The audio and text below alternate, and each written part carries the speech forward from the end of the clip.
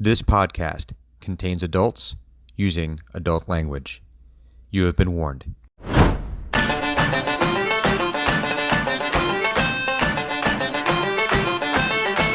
Looking back on the past where we still had a chance. We were pawns in a game that we could not win.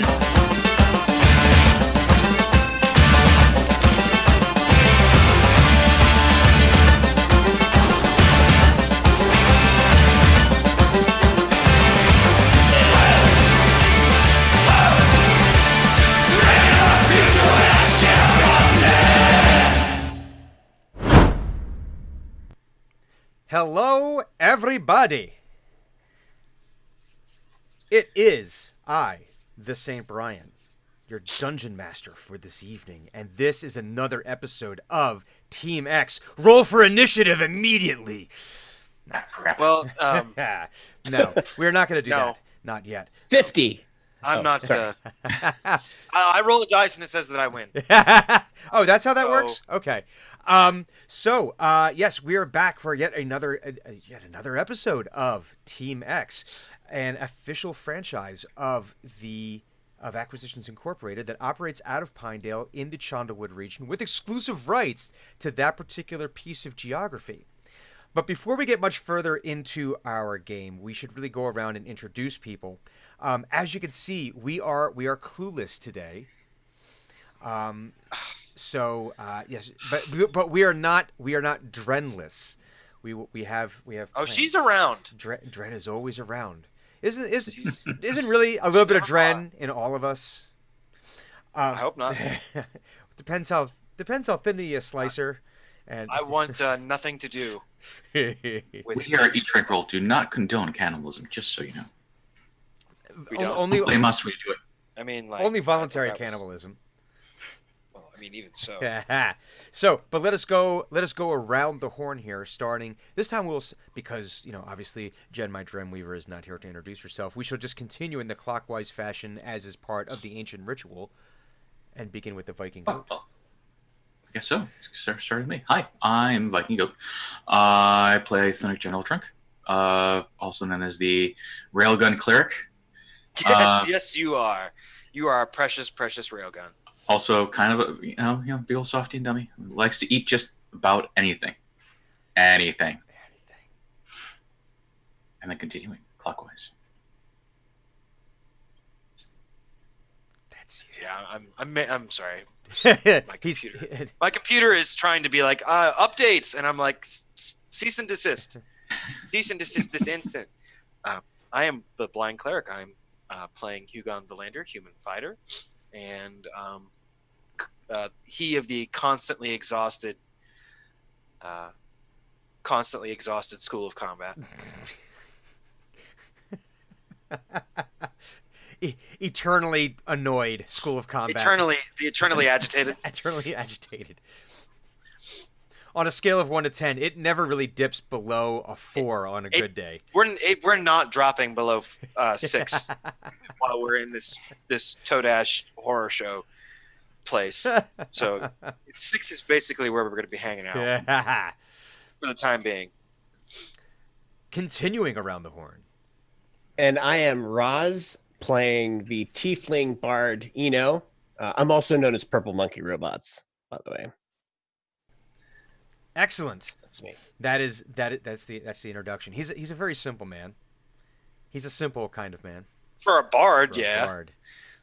There's layers there that we've only begun to plumb. We the haven't depths. even scratched the surface of Eno yet. Plumb the depths. So, when we last left our heroes, they had finally. Well, let us give everyone a little bit of a refresher for the folks who might be joining us on the podcast for the very first time. If you are listening to our podcast for the first time, go back and listen to all the other ones first. This isn't going to make any sense to you. But so Team X is, as we mentioned, an official franchise of Acquisitions Incorporated. During the course of the execution of a contract in their home base of Pinedale, Drenmai Gemweaver accidentally, when performing a ritual, which the ritual was on purpose, to help free the soul that was ensorcelled enslaved in some kind of indentured servitude to a member of a rival party, she accidentally bonded their souls together. I like how we keep saying accidentally. Well, she didn't know that's exactly what was going to happen. But she exactly knew that something bad was going to happen when she put that fucking shadow gem in there. She knew something would happen. Which was on purpose. Bad is relative. That was on purpose. But net, Laura Lissa Fiedlerson, the aforementioned member who had her soul kind of enslaved, was alleviated of said enslavement. Now it just so happens that she's basically soul sisters with Drenmai Gemweaver, which has its own baggage, let us say.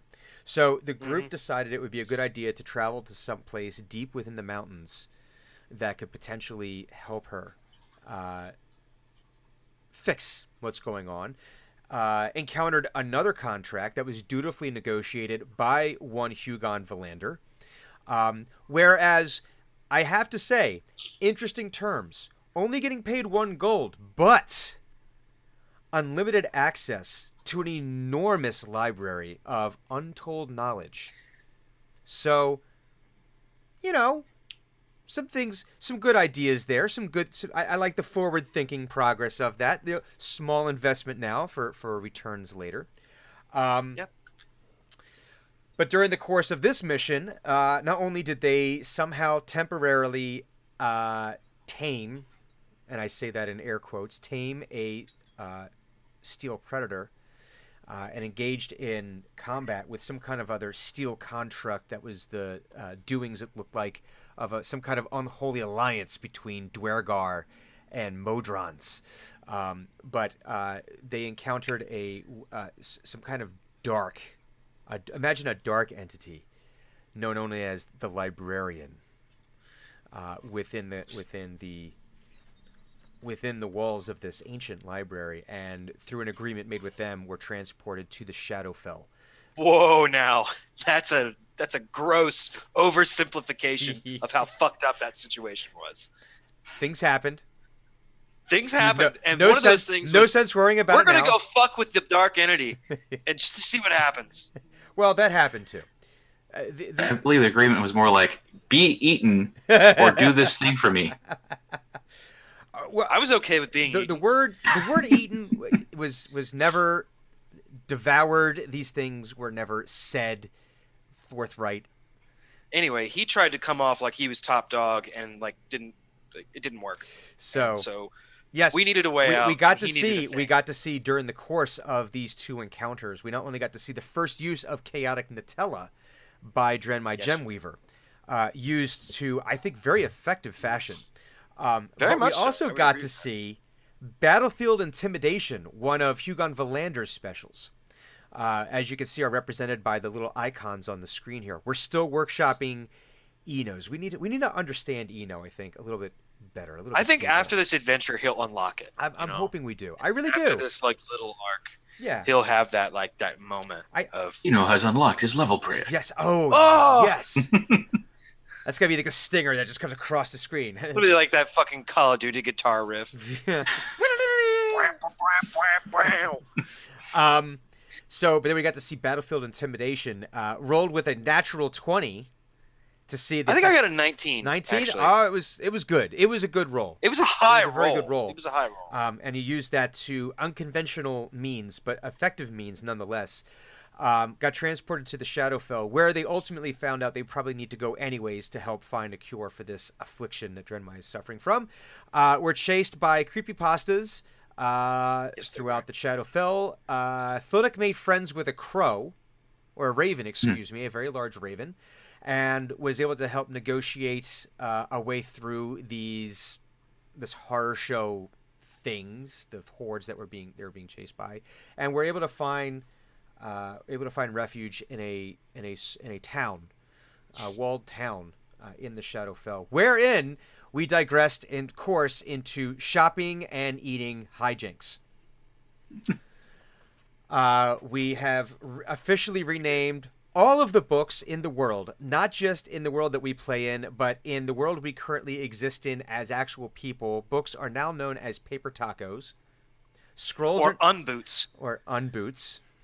And envelopes are now paper pitas. Paper pitas. Paper yes, they pitas, are. apparently. And the way we left things, Thunuk, Gentle Trunk, who is having a mighty hunger, was trying to decide, do I have the dessert? After consuming the man versus food double portion of various fungi, tubers, and assorted Sauces. bug products. Yeah, we actually spent a whole lot of time in chat last week creating horrifying Underdark cuisine. There's Yes.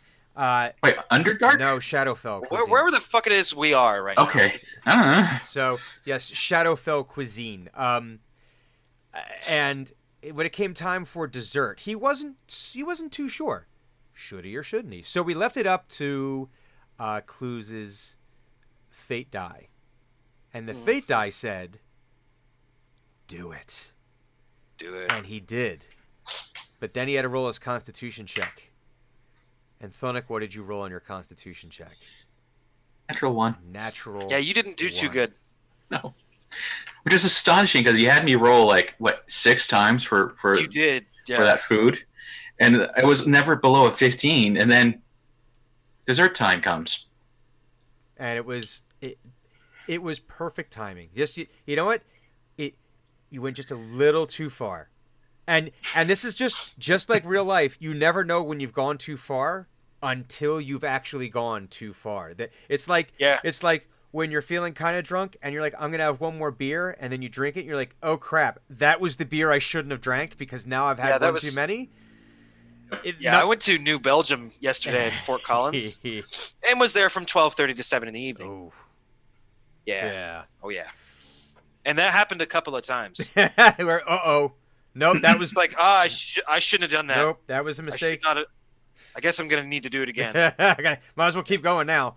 So Might as well keep going. that is where we left our heroes, and Thunuk had rolled a natural 1, otherwise known in some parlances, a critical fail.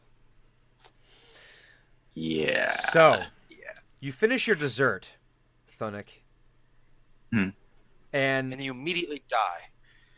game over. That's just it. Sunuk is now dead in the Shadowfell. He will not be resurrected. go. It's time to roll for another character, and in fact, he died so hard that the rest of you are dead too. So go ahead and roll Oh, man. Oh man. Wait for thin atomic explosion, huh? God, He did. that was the biggest fart of He all did a time. full-on It leveled the city. He did a full-on Monty Python Mr. Creosote. Just. Full fuck off. No, he does not. He does not explode. However, Thunuk, you do feel like you want to explode. You get that gurgle in your stomach and just too much, and you feel like your only option now is just to lie down and sleep it off. That's where you're at right now. You start getting the sweats. Ooh. You know, it's that flop sweat. And you get that like that taste in your mouth that's like Pennies. Proto throw up. proto throw up. Yeah. It's the pre-vomit. Yeah. Like, oh. I guess no, it is. Yeah. I can imagine Thunuk doing a thing kind of like, you know how like right before a dog throws up and starts going Like smacking. It's like, this is bad. right before the horking starts. You know, it just gets that. So I can imagine just like Thunuk just not even realizing that he's doing it, and like the ears are kind of drooped and back a little bit. You know, just like I start watering, and oh no, just like the entire physiology is preparing for this. yeah, just he gets stuffed up. it's time. Lie down. It's just time. And to lie like down. the patrons are getting behind blast shields, Oh no, we're in the splash zone. like turning over tables and be like, no. So Dren sees that you're not looking too well and hops down off her stool, and like just grabs you by like reaches up and like kind of grabs you by like the tip of your pinky because that's about as far as she can maybe reach. And that's even with you like reaching down a little bit. Mm-hmm. And she goes, okay, it's you. We need to get you out of here. You're not looking Flee. too good.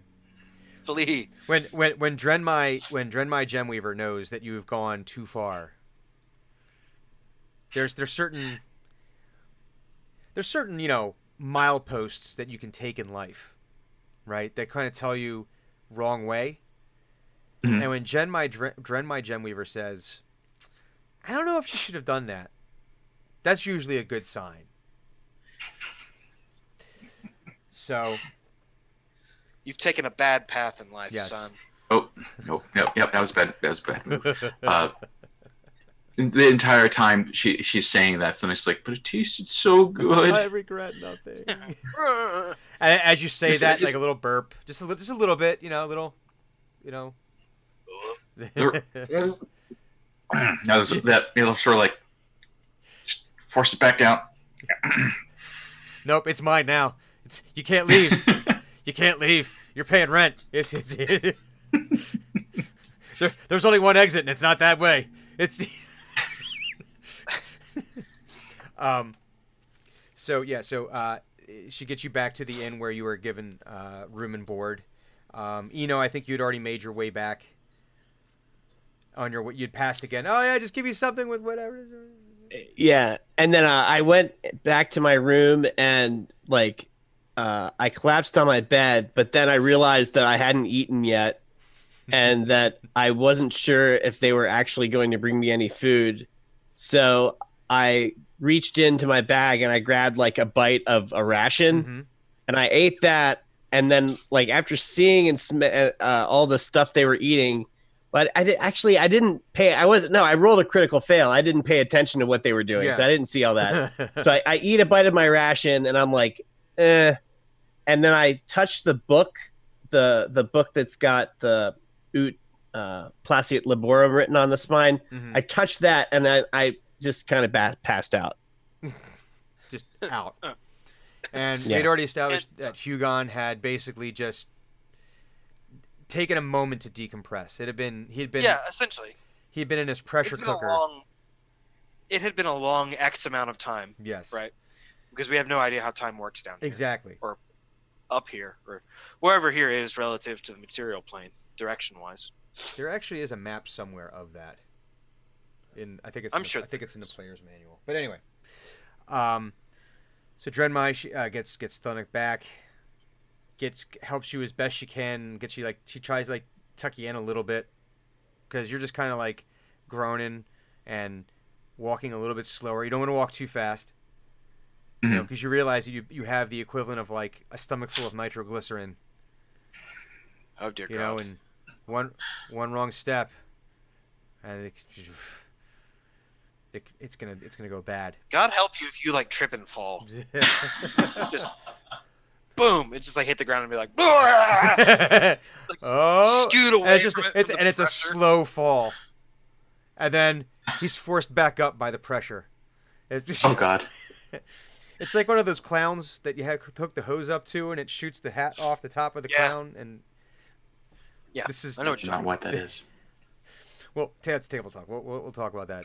The joys of childhood later. So yeah, she gets you back, and you're able to you almost immediately fall into a food coma. Once you get kind of settled in here, you're able to get a little warm. Remember, because the Shadowfell's got this pervasive cold chill that just sort of infects everything. But you're able to kind of curl up. And you make sure that you curl up on your side. You don't want to curl. You don't want to fall asleep on your back, because you throw up in the middle of the night, and just bad things happen. Die. Yeah, so you get up, and you're trying to fight off the spins just a little bit, not a lot, just a little bit. And You ate so much food that you're drunk. it's happened. You've crossed the threshold of nourishment and into drunkenness somehow. Oh, I know. I'm fully aware of that sensation. That happened to me very recently, actually. Yeah. So, and you are able to fall pretty soundly asleep, but you find yourself having just overall disturbing dreams, none of which you can truly remember. Just knowing that when you awake in the morning, that you just remember it was not like a calm, restful sleep. It still counts as a long rest. I'm not gonna be that guy, but you just remember, you don't remember the dreams, but you remember them being very unpleasant, unsettling dreams. The rest of the party, however, while I am going to allow you a long rest, it was not a restful long rest whatsoever, because the entire night was filled with the sounds of this enormous Firbolg, because he is large even by Firbolg standards. You hear like groaning in his sleep. You hear the stomach churning enough that The it's occasional that you can enormous feel. wet fart, Oh, yeah, you just hear like these farts that you know like a dog that's eating too much cheese. that you know Oh God. that you know the blankets probably moved when this happened. And what's worse is then the smell kind of seeps in through the walls, and you're able to pick it up, and it is of the most rotten eggs that you could possibly imagine. It's awesome. As rotten as an egg could be, and still technically be considered an egg and not something else entirely. I'd like to think that, and this is with the window being open if there is a window, because Thunuk would think to do that because that's polite. If there, Also, I imagine Dren might think to do that because nobody wants this place to blow up. yeah, One errant spark. yeah, actually, yeah, I'd say that even if you didn't think about it, Dren would have, because she's used to things blowing up, and she realized there's a methane quality here, and so. And when it's not the egg smell, it smells like a grease trap that has not been cleaned out for 6 months. Amazing. So I can't smell any of that normally, so I have no real basis with which to accept. you are. Have you ever seen a grease trap that needs to be cleaned Oh, out? yeah. Okay. The smell matches what you look at.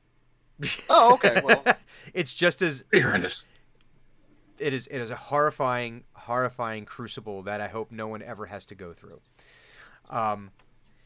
So the rest of you, you're not sure what time of day it is when you wake up. You know, you just sort of eventually wake up when it feels like it's time to wake up. Hit points restored, spell slots restored, any daily uses of powers restored. But you are all, with the exception of Thunuk, absolutely miserable. You are just from the lack of sleep, and you know the reason, you know the source of this, and you know it was one Thunuk Gentletrunk. Now, honestly, like about halfway through the night of this nonsense, Hugo might have just gotten up and left and found someplace else and to like sleep, and find somewhere else to sleep. Within the inn itself, or just trying to just somewhere like out in the stables, like what would I'm not sure. I'm not sure what qualifies as a stable here. So you're able to find, but it's an uncomfortable night of sleep, even by soldiery. But it doesn't smell. Not like that. No, it does not. Yeah. It doesn't smell like that. So your level of agitation, we said it wasn't going to go below a 6. You're probably sitting around an 8 or a 9, just in agitation. Probably. Not combat agitation, but just like day-to-day normal. Like, all I really wanted was a good night's sleep, and I couldn't have it. Yes. And yeah. All because Thunuk had to eat something. And Eno, same deal, where you're upset because not only did they not bring you your food like you had hoped that they would, but now you got such a shit night of sleep because of... We may have to retcon that, because I remember Drenmai saying, I'm going to get Eno some food. Oh, that's right. She was going to go get you some food. That's right. She did. Yeah. So we will take that part. So that's not why you're Okay. upset then. But you are upset by the fact that even though you were able to have some of this food, that Drenmai probably snuck in and left by your table, and you might have during one of the courses of waking up, went to go eat the food. But the smell that was kind of permeating this area, you eat eyes first and then it's nose. Taste is like the tertiary means of tasting food. And the smell definitely made it harder to eat. Well, Eno grew up in the Underdark, so he's probably smelled some pretty bad things before. Yeah. But I would say that probably since he hadn't been there in a while, he wasn't used to it. Mm-hmm. You know what I mean? Like, if he would just come out of the Underdark, maybe he would have been able to gird himself a little bit more. Oh, there you go. But after not having been there for a while, and then being exposed to this, and so so what he says when he wakes up and he kind of gets together with people, he goes, I should have used the tiny hut.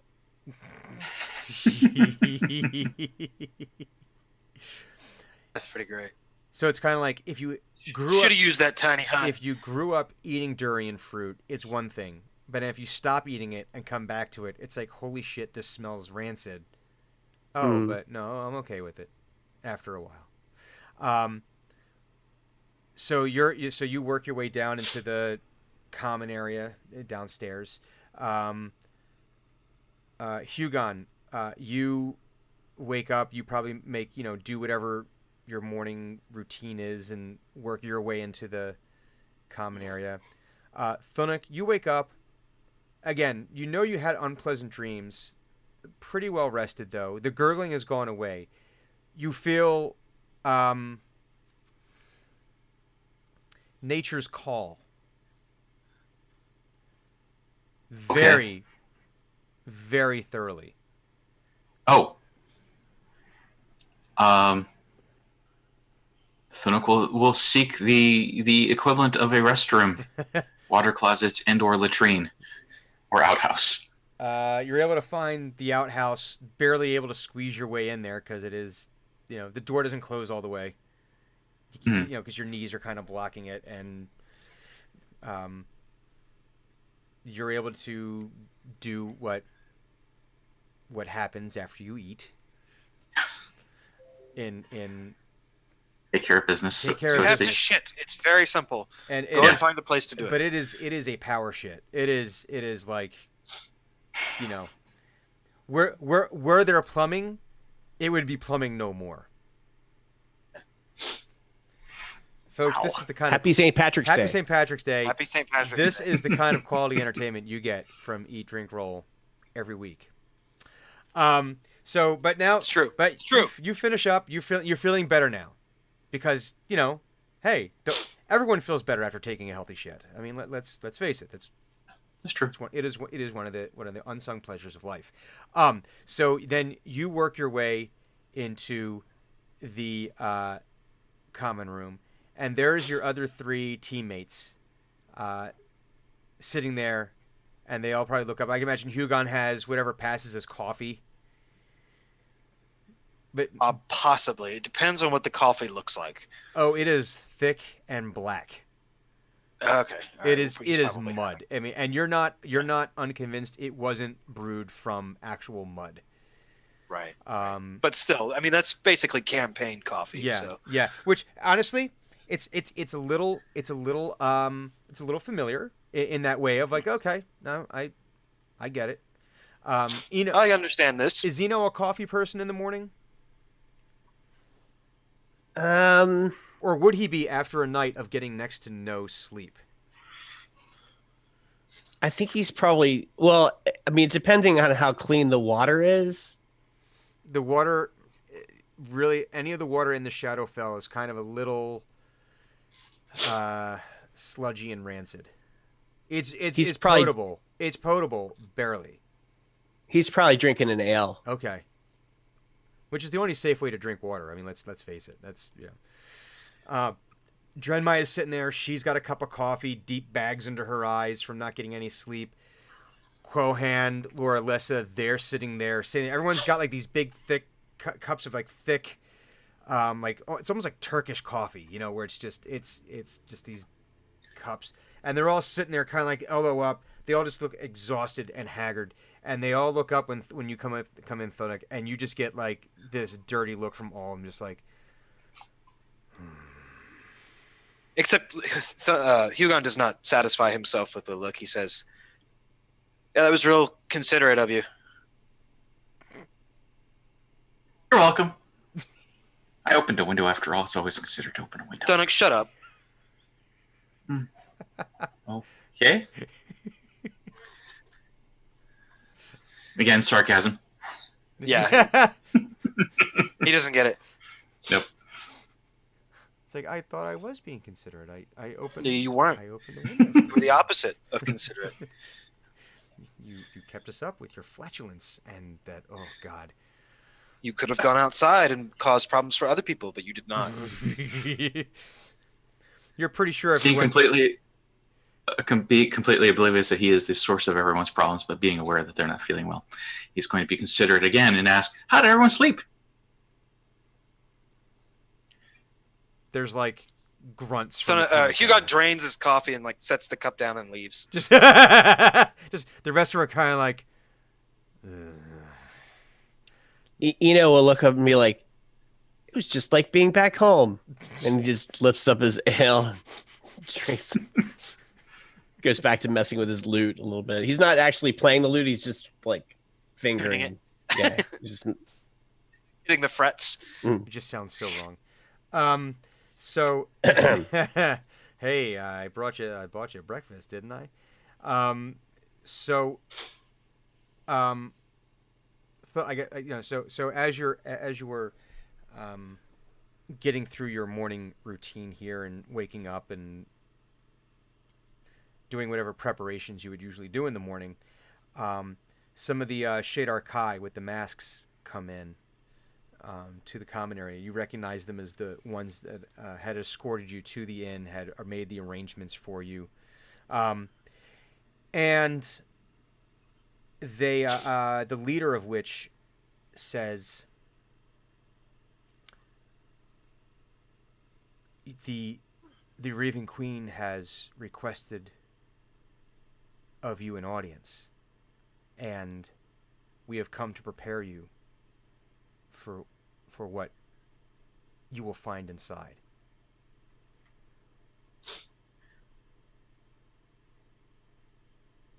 How long is that going to take? As long as you need it to take.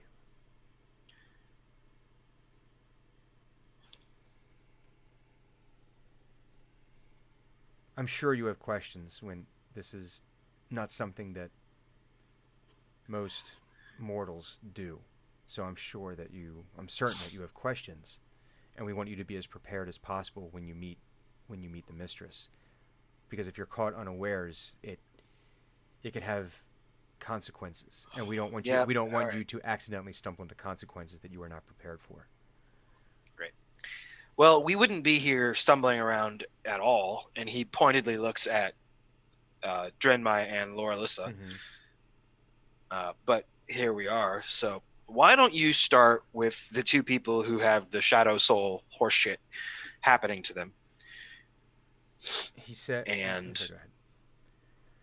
And then after they're done, because they're probably going to be the most at risk, you can do the rest of us. He says, I don't know the specifics of what the Raven Queen is going to want or request. What I can do is I can help prepare you for what it is like to be in her presence and to be in the Fortress of Memory. That it is going to be a unique experience. As you can probably imagine, the Fortress of Memory, the Fortress of Memory is a place where memories are kept. The Raven Queen likes to collect memories. But how do I describe this? It is a place of living memory, in that it's very possible that you will stumble into a memory sphere, an area where either you're going to be essentially reliving someone's memory. Maybe it's your own, maybe it's someone else's. And it's very possible to get lost and not come out unless you have properly prepared yourself for that. You can very easily become lost in what will appear to you to be very, very real. Okay. Do you have an anchor that you can use to... Do you have an anchor you can use to help root yourself in this reality? Oh, probably.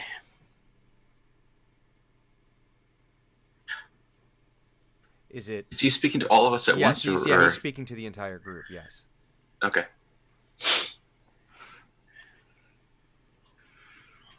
And he says it's important that you have some point, some mental point that you can use to drag yourself out of what could become a very real experience, without which you could potentially be lost forever and become part of the mistress's collection.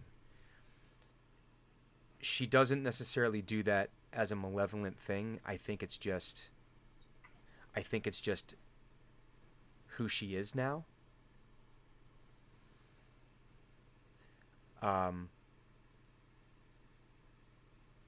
But do you have any questions about that before we move on? Because I feel like that's very important. Because when you enter into the Fortress of Memory, that is going to be likely the first things that you're going to encounter.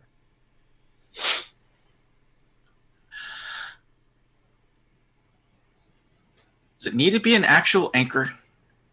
Because I don't think we're very close to water. And the Shadar Kai looks at you quizzically. And he says, Can I use a compass? To find my way? Metaphor is lost on you, is it not, my big friend?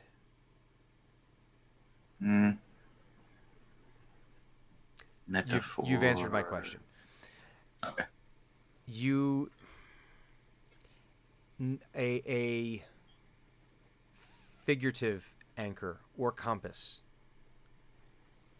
a way to find your way home, something that you can remember, a thought, a feeling, a sensation, a mantra, something that you can use to help you find your way back to reality when you're not there.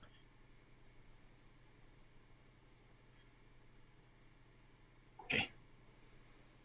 I will think about this.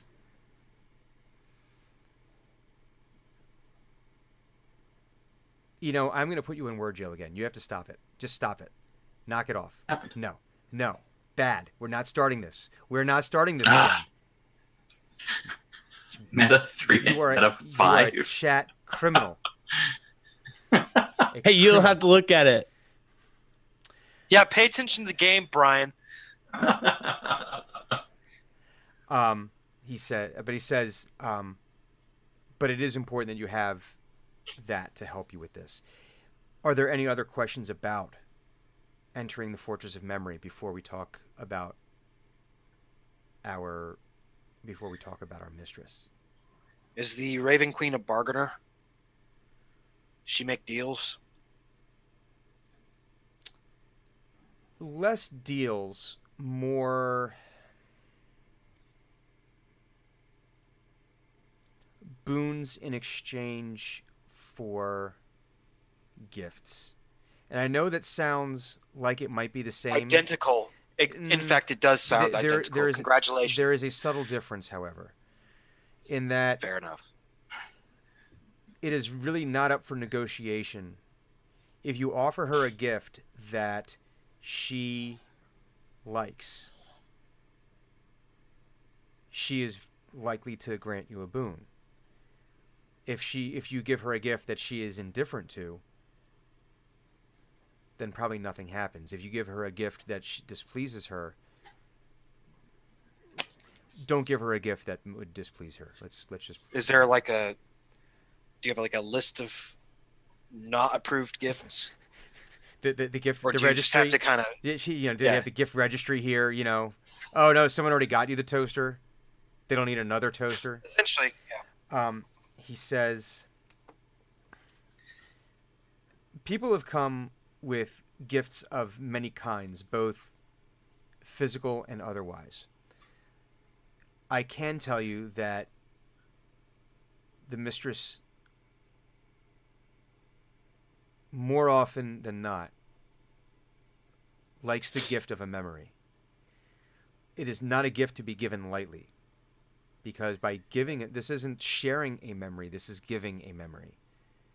Sharing a memory would indicate that would mean that you retain some form of ownership. When you give a memory, which is what she finds most precious, you are essentially signing over the rights to that memory for her to have. So if you think of other things you can give her, that might be a bit of a crapshoot. You could be successful, you could not, but this is her favorite. This is her favorite gift, and she has been known to respond positively and grant great boons for such a thing.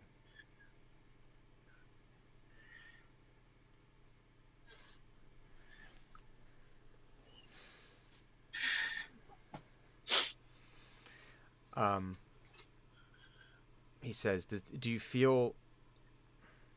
I feel like there's... Are there other questions for me regarding meeting the Shadow Queen? Is she allergic to any foods?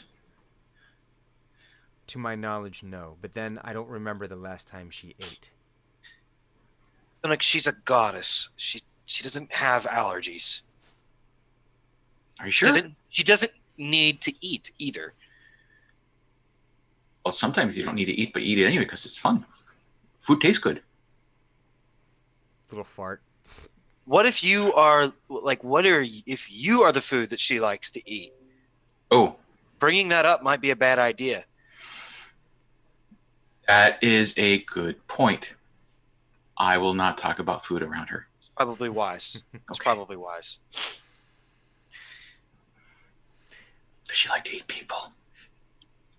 Goddesses like to do whatever they like to do. Your friend has the right of it. While we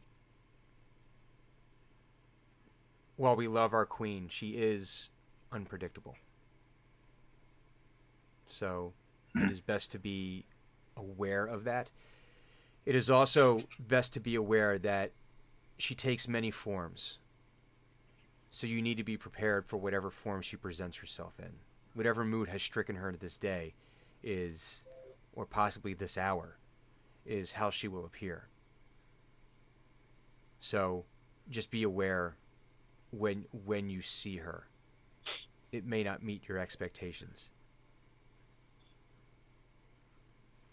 But if you feel that as though you are ready, or as ready as you possibly can be, for who can truly be ready to meet a goddess, I see there are questions. No, this is not going to be the first goddess I've encountered. Oh, I thought you were asking who's ready, who was ever ready to meet. Put your hand down, Thonic. Put your hand down. Oh, okay.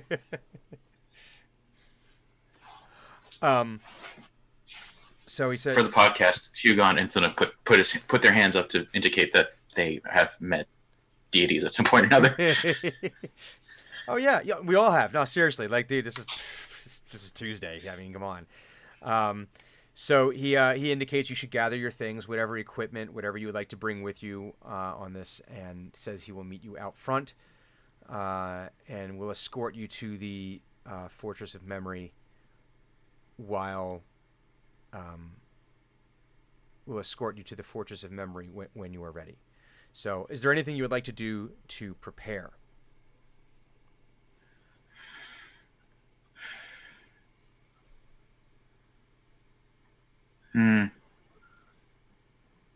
Seneca's going to rack his brain trying to figure out what an appropriate gift is for this goddess that I'm sure during his education he learned about to some degree or another. But all he can keep thinking about is, when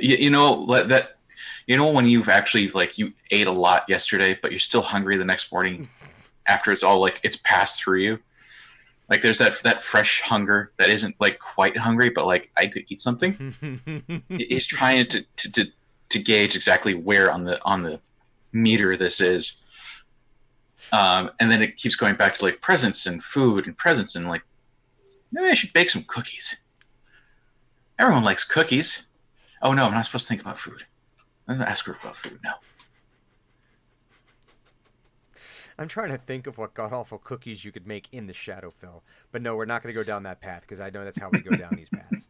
It's just, That oh, way well, it's lies made from madness. this, and it's made, and you replace this with this, and instead of flour, you just use dried, ground up beetle, and That's up. You can do it. Inconceivable. You can make bread from crushed insects. I'm. High in protein. It's the Atkins bread. That would be hilarious Oh. if that was actually true. Yeah, so are there any preparations that anyone would like to make? So aside from debating whether or not to make cookies and not think about food, are there other preparations, anything that people need to accomplish before you meet the Shadar Kai? Excuse me. Meet the Shadar Kai outside of the... I'm happy Yeah? with what I've got. Eno takes out that battered journal, Mhm. and he's gathered together like all his armor and everything, and he's jotting down some things in this journal, Mhm. and he shakes his head, he crosses something out, and he jots something else down, and he nods, and he closes the battered journal, and he kind of wraps that up, and he swings the loot out, and he's got the loot ready, and he's got all his weaponry, Mhm. and he just nods. Let's rock. Wow! I want there to be a teleportation spell that he does where he's got a windmill, just and it opens with the gate opens with the arm. Like Bill and Ted style. Yeah, like I just imagine like totally like 80s cartoon, Okay, so right. So you meet the Shadar Kai outside. It is still just as dark as it was when you arrived the previous, you think, day.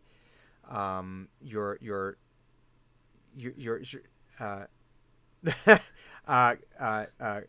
Dren just posted, "I'm crying silently as a memory of Sir Silverton crosses my mind." He didn't die. He's out there somewhere. Probably. He's on the Or prowl. he is dead. He could be dead. And more to the point, it's been more than 8 hours. Oh, So the right. spell is over. So we shall see if there's consequences and repercussions to Drenmai's ways. But you get outside, and again, you think it's been about 8 hours because you're what's left of your circadian rhythm is telling you that, but it's hard to really gauge. Maybe you only slept for 6, maybe you slept for 10. Not really sure. Is it day? Is it morning? Is it afternoon? It's tough to tell. Chilled to the bone. You can never quite get warm no matter how much you wrap your cloak around you. It just sort of seeps into your bones. And as he starts leading you through this town, as he starts leading you through this town, you can see now, as you start to work your way through the murk, that there is an outline of something enormous. You're not quite sure how far out of town it is, but it looks like it's kind of moving, pulsating in a way. But you're not really sure. It's too far away. It's too dark. Your dark vision doesn't penetrate the darkness that far. But as you are walking,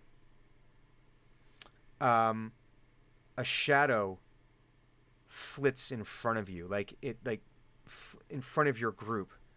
This almost formless being flits up in front of you and then darts away very quickly off into the side. And everyone give me a perception check.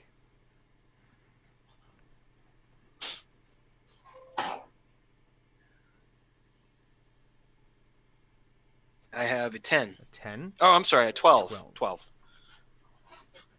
21. What was it? 21. 21? 8. 8. Eno is really out of his element right now. He's not picking up. He's not picking up what you're laying down. Okay, though. Thunic, It's fine. you notice that you there is something very familiar about that shadow. Was it Laura Lissa?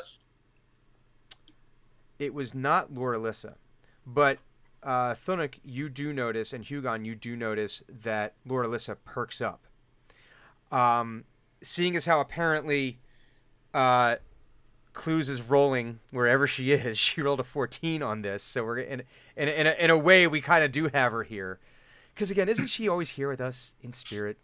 Somehow. Or at least the consequences of the things she did prior to this. So Drenmai, because apparently Clues is, I am nowhere without dice. This is true. So Drenmai feels, well, one, Hugon and Thunuk, you both notice that Laura Lissa like perks up and goes like on immediate alert when that shadow flickers by, and Drenmai, you feel a yanking at your soul.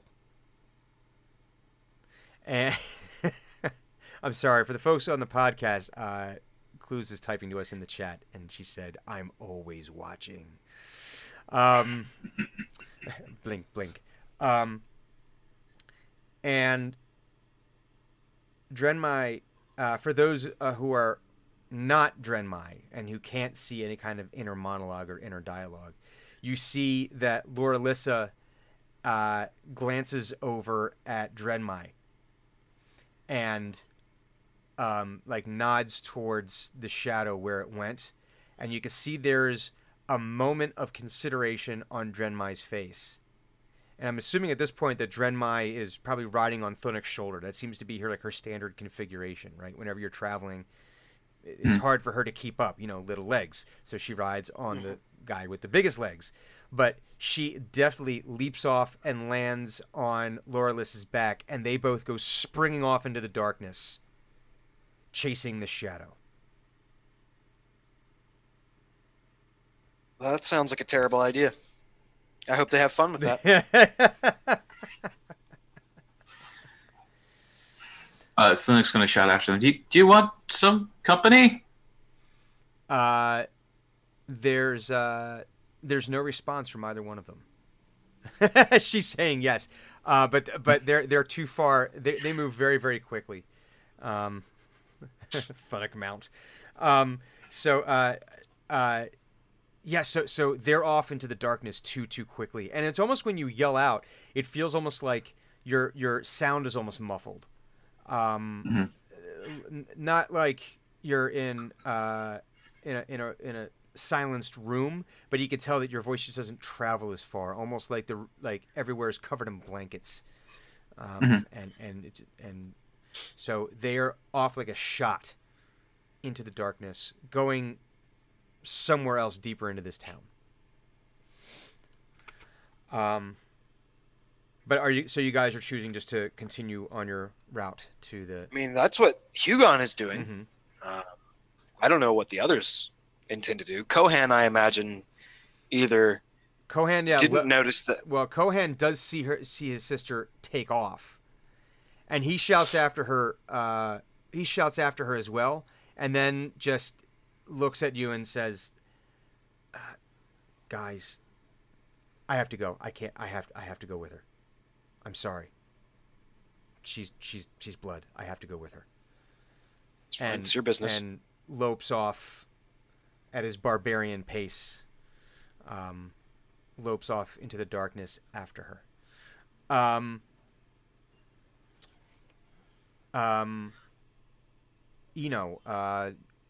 Thunuk, what are you guys going to continue on your way to the Fortress of Memory, or do you feel a need to chase after Dren and Laura Lissa?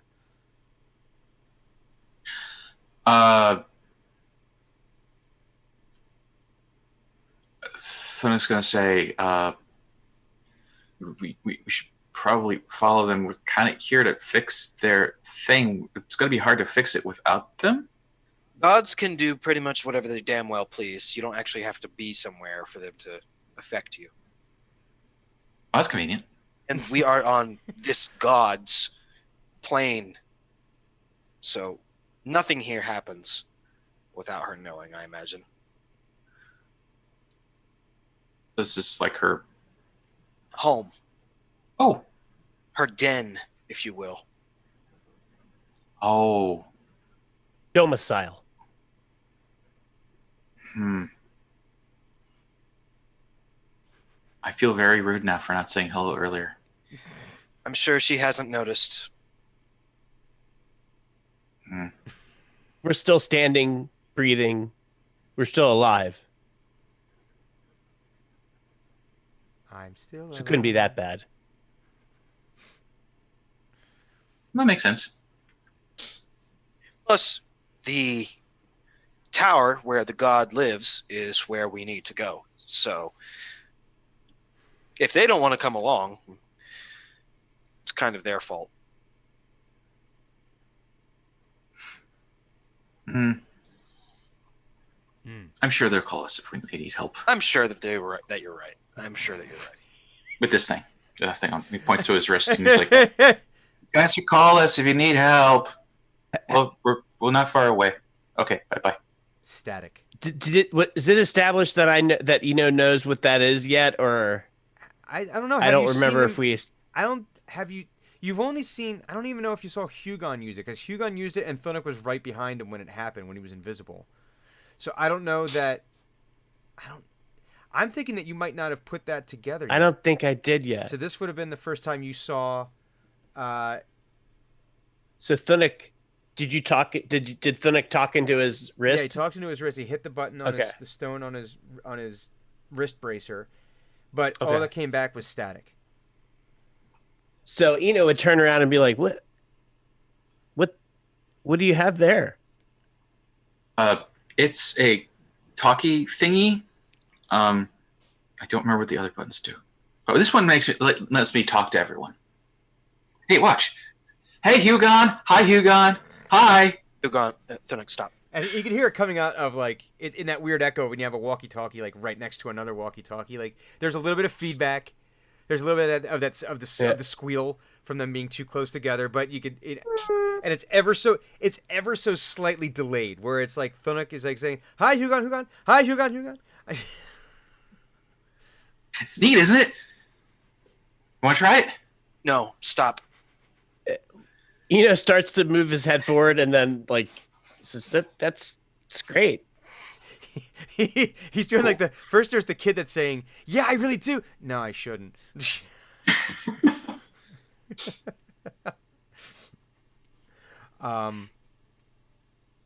Right. So, you continue to the Shadar Kai continue to move, navigating through the town. They get to the walls on the other side of the town and to the gate there, and you can hear they have a conversation, not in a language that you necessarily understand, but they have a conversation, and then Hugon, what you're now assuming to be the captain of this particular group, just based on his interaction, you can tell he is in fact he is coming across as a commissioned officer. Right. So I super don't pay attention to him then. Well, you could go that way. I have advantage against paying attention to. Well, you could go that way, but from what you saw in the actually no, let's do it this way. Give me a history check. I want a military history check from one Hugon Valander. Well, it would be nice if I could. There we go. Hang on, sorry. My Wouldn't it be nice sheet is being stupid. And we wouldn't have to wait so long. 16? 16. Or 15. 15, sorry. that's fine. So, from what you saw in the field, this is a capable commander. This is a capable officer. This is someone who obviously came up through the ranks. This is not someone who... A meritocratic appointment rather than a position. This is not someone who was able to get their senator... because their dad was rich, to write them a letter of recommendation to West Point. Right. This is more akin to Captain Winters from Band of Brothers, right? Who worked his way up the ranks and was like, you could see by the clearly knows what he's about. Yeah, exactly. And so from that angle, I don't know, and you would know better than me, but I would think that Hugon, when he sees that, is like, nope, this is someone I do want to listen to because he's in charge. That's the kind of officer that I'll tolerate. Yeah, that's. this is one you can tell has lots of conversations with his non-coms. Um, they there's discussion, but then when he gives an order, it's snap to and they execute. It's and he comes walking back and he goes, "It seems like we have a clear path to the fortress. It doesn't from what our scouting patrols have told me is that the way is clear, so we should have an easy passage. That being said,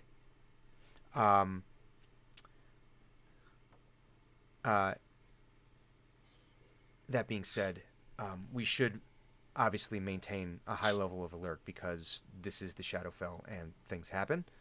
But it seems like those creatures are not to be seen for several miles.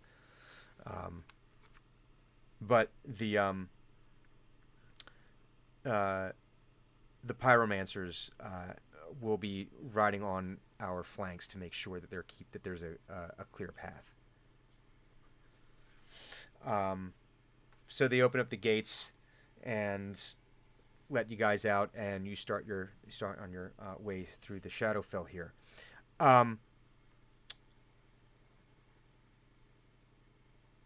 The way to the fortress, which is as you get closer, you can see that's the giant feature you were seeing. It's a relatively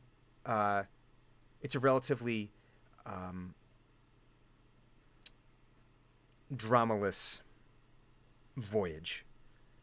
No creepy pastas, no bugs, no sounds of bugs. Okay. Ravens along the way, but that you're finding seems to be more of the norm than anything. But as you get closer and closer to the fortress, a couple of things. The first thing is, you start noticing more of these ravens around. And everyone give me another perception check. Okay. Except who sees nothing. I have a 15 total. 15. 13. Say that again? 13. 13. Okay. A 4. 4. Well, okay. 4. So Eno is probably writing a song about this. He's tied up in his head, right? He's gotten his journal back out and he's writing some more stuff down and he's crossing things out and workshopping some lyrics, Mhm. some rhyme schemes. Is this going to be an epic poem, or is this going to be a song of some kind, or maybe it's just a tale to be told with many voices? You don't know. It's all part of the creative process. But Thunuk and Hugon, as you get closer, you start to realize that it looks like, again, this castle, which looks like a bulbous feature with crystals jutting out of it from every which angle, all kind of up, but kind of like the base of it is like the base of a crystal growth, and then longer crystals growing out of the top at odd angles. Okay. But it does seem, and it looks like a deep purple swirl on the inside every now and again against the blackness. But it does look like it's moving a little bit, and as you get closer to this, you finally realize that it's just swarming with countless ravens. Hmm. I almost said countless crows, and then I realized that it'd be just taking us down the absolute wrong path for what you villains would do with that. No, but countless ravens everywhere, and you can hear their cawing back and forth, flying in, leaving. Some of them are leaving and flying away into the distance. Others are coming from far away and entering this giant flock, and they're moving around the way that you see. I believe it's starlings when you see them like in those wave. Right. It's a murmuration. Yes, thank you. Yes, and it's Is there a word for that? there is. Huh? How did you know there was a word for that? Cool. And that's how they're moving, and you can see them. It's black on black, but it's just somehow you can see the shapes forming and changing and swirling around. And you come to basically You didn't notice it before, but there is grass. It's kind of this grayish color. The color is kind of seeped out of everything. And as you're noticing more with yourselves, you're noticing that the color almost looks like it's seeping out of your own skin, and it's seeping out of your own armor and clothes just from Delightful. the more time you're there. You don't know if it's just if it's an actual physical thing that's happening, or if it's just your eyes adjusting to being in the Shadowfell and getting used to being in the constant darkness. But you get to a part where the grass just stops. It's a very definitive line between where it stops and then the rest of the way to the fortress. And the way there, it is very compact sand, very uniform. There's no specks of anything. The sand itself is almost white, so it almost looks like it could penetrate the darkness of the Shadowfell, but it doesn't. But as you look left and right, you can see it actually looks like it's forming a circle where the castle is the radius of this. And Hugon, give me another history check on that. I have a 20 total. Dirty 20. All right. This looks very similar to the remnants of explosions from battle mages when you've been out and you've seen yes. but this is larger than anything you've ever seen. You've never seen it because now that you're closer, again, the Shadowfell plays tricks with your vision and ability to perceive distance. Mm-hmm. So whether you're a quarter mile away or still 2 miles away, it's difficult to see. But by any measure, this is one of the largest blast radiuses you've ever seen. But you've seen it. But yeah, this looks like something happened here. Right. And the Shadar a not good thing. A not good thing. Something blew up. At some point. And it's a shame Dren's not here. Oh wait, it's a shame she fucked off into the darkness. It's a shame Dren can't see the results of a large explosion. So the Shadar Kai says this is as far as we can take you. The rest of this journey must be your own. I assure you that from here on out, you have nothing to worry about outside of what we discussed earlier. You must constantly be vigilant. Be aware that what you're seeing may not be real. It might be your memory. It might be someone else's memory. You must maintain constant vigilance as you walk through this. Otherwise, you could very potentially be lost forever. Remember your anchor, whatever that is for you, to bring you back to this reality. And again, the only advice I can give you when you meet the Raven Queen is that she treasures memories above all else. The more powerful the memory, the more she will treasure it. But at this point, the journey must be your own. We bid you the best of possible luck.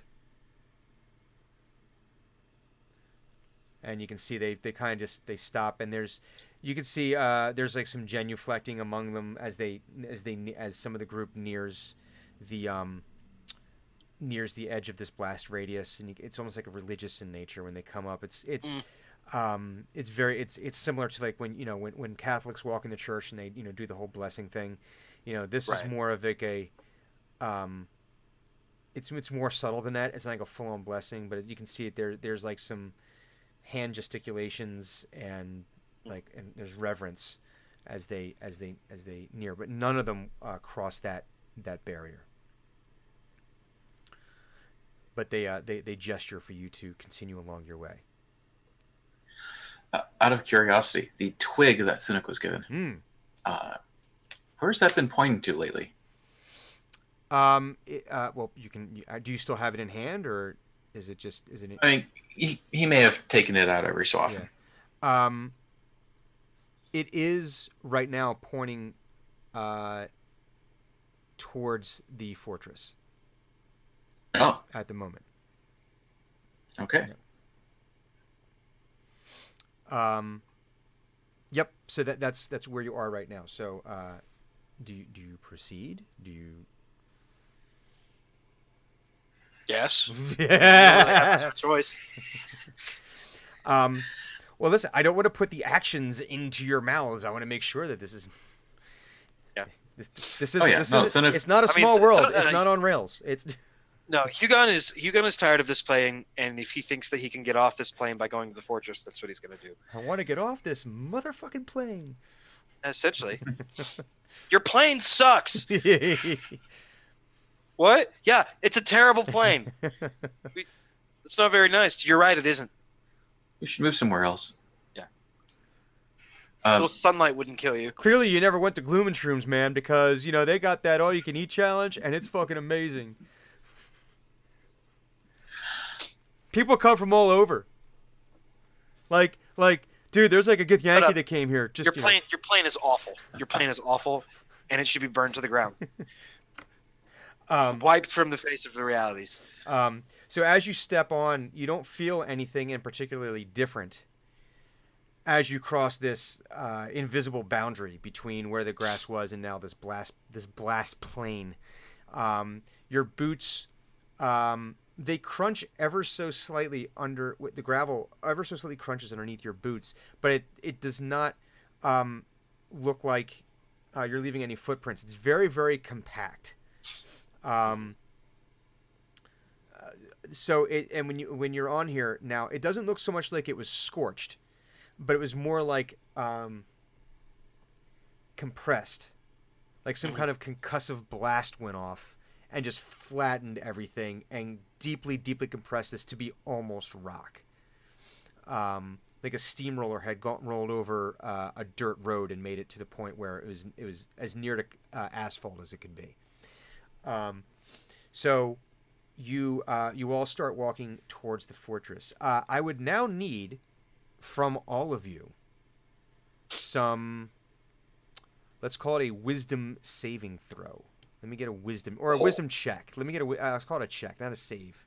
Maybe it's a save. Maybe it's not.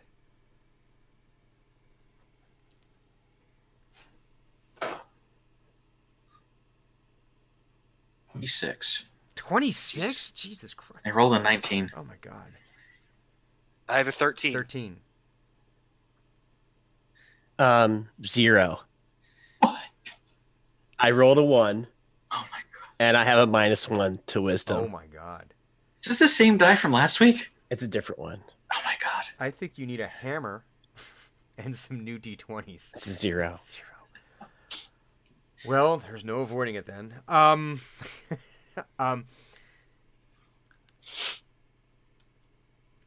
So, Eno, you find yourself in a school. It is an empty classroom. It is late afternoon. The sun is pouring through the windows at a steep angle, catching the dust motes as they float through the air. And as you're doing this, as you're standing there, you can see that there is a child, 13, 14 years old, sitting. His back is to you. In front, in one of the front rows of the class, and it appears that you can see his shoulders are kind of shaking, and you surmise that that he might be crying.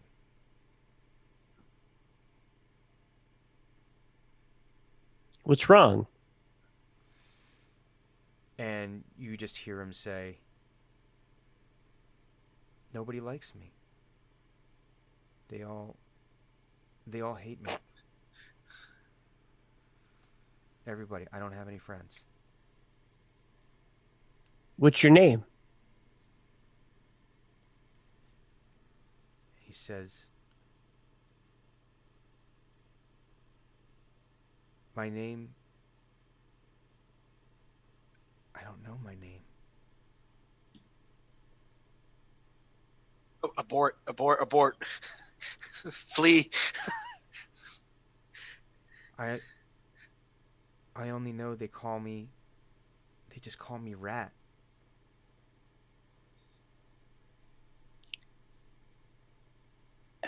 Do I remember who I am? Let's get another wisdom saving throw. Shit! Using my expensive die. That'll be a 13. 13.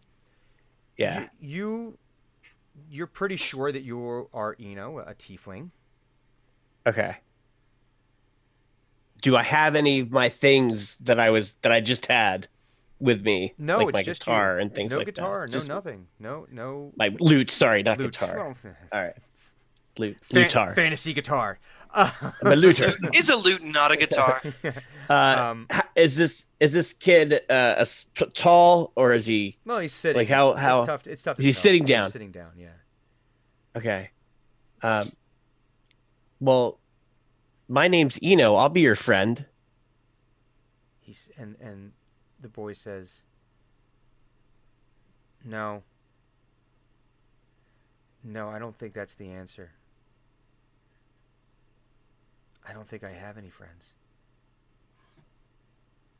Not with that attitude.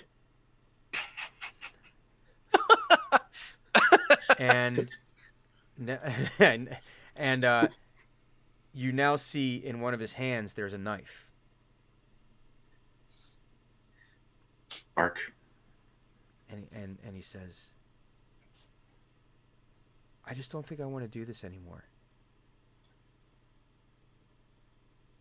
What? Carry a knife?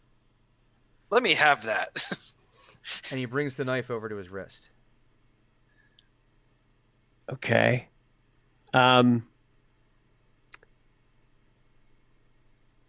would like to use Dissonant Sleight of- whispers. I would like to use sleight of hand to take the knife out of his hand. Let's get a sleight of hand check then. Okay. You Please. know how there's that running gag that Jerry rolls like shit at all times. Like 15. 15. You're able to move up very quickly, and you get the knife out of his hand. Okay. And I would say, that's a real nice knife. Can I take a look at that? As I grab it. I was like, what does it look like? Is it just a pretty average? Is it like a dagger? Is Just it a like your small normal, like thing? a knife? That's something he might have found like knife. in a kitchen somewhere, or like it's Okay. it's a workaday knife. It's nothing special. Wooden handle. So I'm like kind of twirling around a little bit, and I go, "It's pretty sharp. You probably cut yourself pretty good with that." So, like, how long have you been going to this school? Give me a dexterity check. Oh shit, that's a crit. So that's 22. nice. Finally. Nice. Womp, womp, Womp, womp, womp. womp. You're able to dodge out of the way as the boy attempts to stab you with a knife. A different knife. Different. God damn It looks to be the exact. Why do you have more than one? Where's all the knives It coming looks to be from? the exact Kid? same That's knife. what he says. Where's all the knives coming from? Well, the knife is now out of your hand, and it's now in his hand. Oh, so like I'm like, where are all the knives coming from? Then I look down. I'm like, oh, what? And you can just see the boy has eyes where the iris and sclera and everything are just black.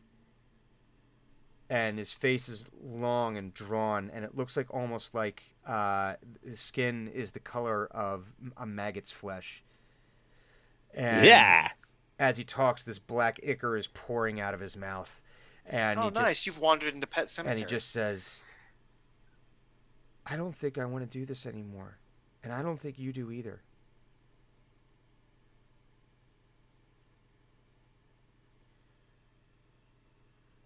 What I don't want to do anymore is, Make Listen make to- wisdom saving throws. oh damn it, is listen to somebody that doesn't want to go on. Oh god damn it! That's a 1. That's a 2 minus 1. Where You it didn't crit counts. fail. Where You it didn't crit counts. fail. You now have the knife in your hand, and you Oh, have Jesus. it against your own wrist. Now, Hugon and Thunuk, as you've been walking towards the fortress, Eno's kind of seemed like he's been a little out of it, but you've noticed that along the way as well, that sometimes he seems to be lost in thought as he's maybe in the creative process. You're not quite sure how his creative process works, but you think this might be it. But now you've noticed that he's actually drawn his own dagger, and it looks like he's starting to press it into his own wrist. Not to the point where he's drawn blood just yet. But Hugon would like to grab Eno by the horns wow. Is that and just go bam. See if I can wake him up. well, I'm going to give you that automatically hits, but I want an athletics check on this Oh, sure. to see 22. Oh, Jesus Christ. Eno, you suddenly have searing pain in your skull. And Great. he's like, wake up. Shake, Um, shake, shake. You still have the knife at your wrist, and you're feeling compelled to put this knife into your wrist. But now you're something is telling you, should I be doing this? This isn't something I should do. And again, blinding headache, seeing stars, but you're still in this classroom, but it does seem a little, ever so slightly less tangible. Like transparency is down to like 98%. Or was it not transparency? It's whatever. Opacity. Opacity. Yeah, it's Opacity. not 100. It's like you're around 98, 97.5%.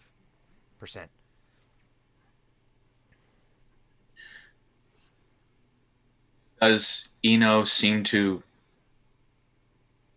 continue, like from our perspective, does it seem like Eno actually is still going to be doing something there? The knife has not moved away from his wrist, but he doesn't seem to be in the moment of trying to jam it into his wrist. He's not the pressure has stopped.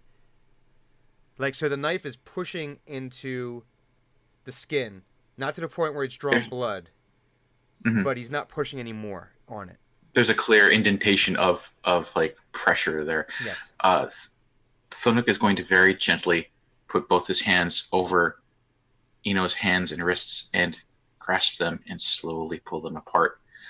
And as he's saying that, as he does that, he's going to say, "This is usually not something you do, I assume, and I'm guessing you don't want to do it.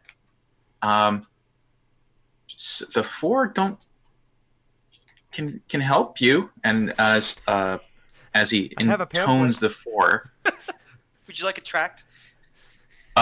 he casts guidance upon Eno. Oh, so how does Oh. guidance work? Nice. Once before the spell ends, the target can roll a d4 and add the number rolled to one ability check of their choice. That's what Okay. that's what Hugon calls his headbutt, is guidance. So next time he has to roll that wisdom check, Well, you get why don't bonus we do d4. one? Why don't we do one now? Okay. Ooh. 17. 18. 18. I got a 1 with the D. The D4 got a 1. Listen, it's some, And then I got an 18 minus. but maybe the guidance is what really One. got the 17 to begin with, Yeah. right? Yeah. And you hear a whisper as if on a summer breeze say to you, "Remember your anchor."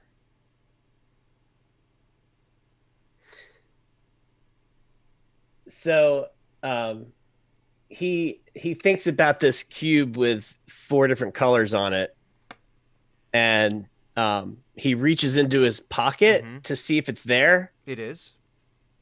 and he grabs onto it, Mm-hmm. and he shuts his eyes, and he's like, what fucking memory is this? And you feel a momentary dizziness, and it feels like you almost take a step to the right. Okay. And when you open your eyes, you're back out on this blast plane with Hugon. Hugon has still got one hand on your horn.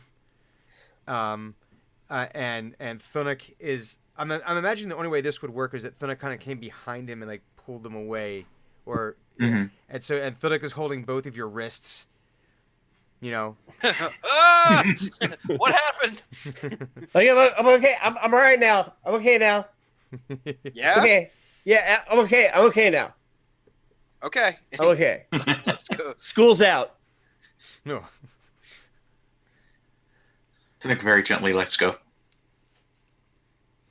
For he is a gentle giant. He tries to be. And Eno just says, This place is whacked. Yeah, you think?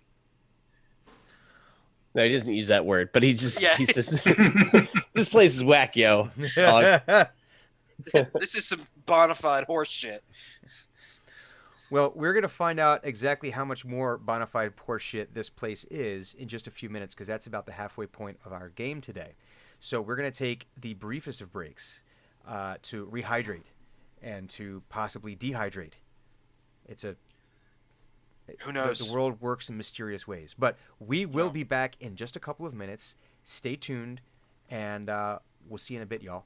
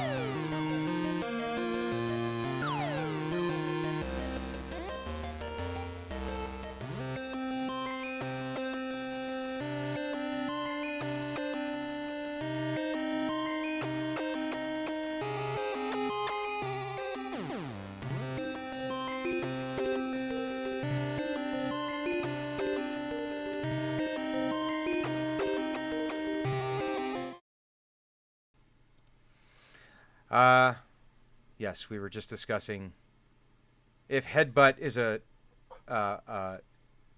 form of accepted psychotherapy.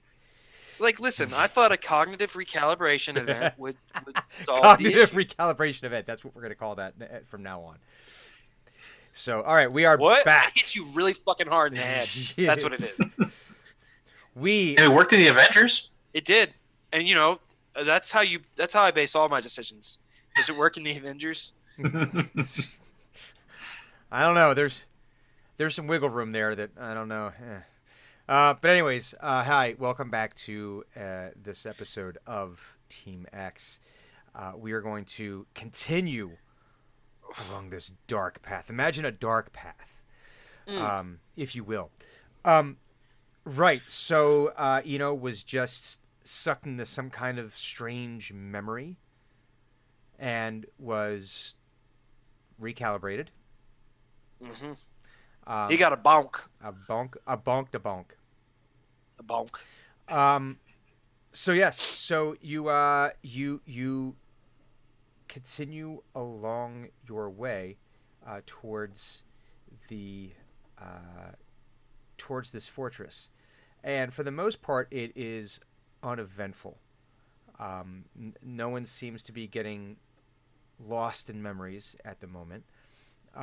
You are finding that the general malaise that you had before, the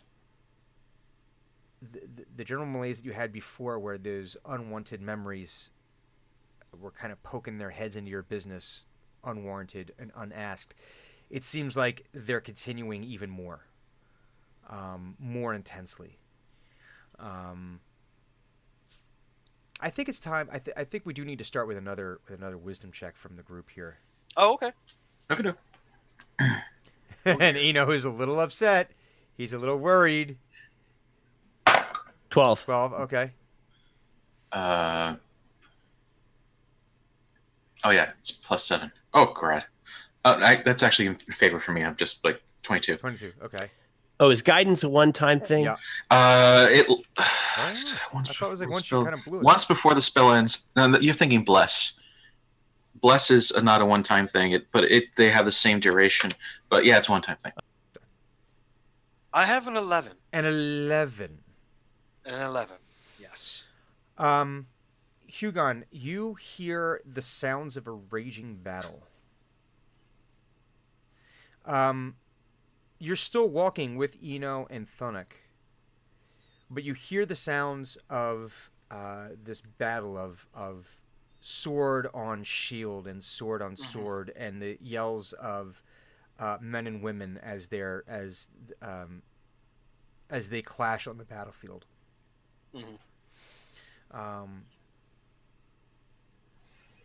Give me a history check.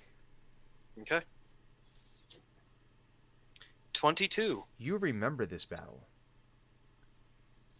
This is a battle that you are familiar with. There's just something about it that is tickling your memory. Whether it's... Is it his first? No, it is not his first battle. Okay. There's just something about the way that you're hearing. You can every now and again hear a cry from one of the sergeants as he rallies his men, or from one of the captains as she shouts orders to one of the platoons to, to engage in specific action. You remember? You think it might have been your last battle. Well then. And you continue walking, but then you can start to see around you, almost like ghosts. That you're able to able to walk through them, like they're completely non-tangible. But as you walk, you can see the various soldiers around you. You can see the arrows flying overhead in both directions of the soldiers, that some of them that were in your care as they start to clash with the enemy. And you do notice one particular soldier who is leading a group trying to flank. He had pulled out of formation, and it looks like he's trying to flank another group of the enemy. Mm-hmm. But in turn is not seeing that he himself is being flanked, as well as allowing his Right, and that's why you don't get out of fucking formation. But the other squad that he was with is slowly starting to give ground. Yeah, and Hugon says that out loud, like no, remembering exactly what's happened and what is going to happen. Mm-hmm. It just like kind of like continues walking and like crosses his arms, like I told you that was going to go poorly. I told you to stay in formation. And how do you guys react to that? Because you guys are not. We hear him say you this? hear him say that, but you are not seeing any of it. You're not seeing anything. All that is in front of you. The only thing you hear are the increasingly loud but yet still distant ravens.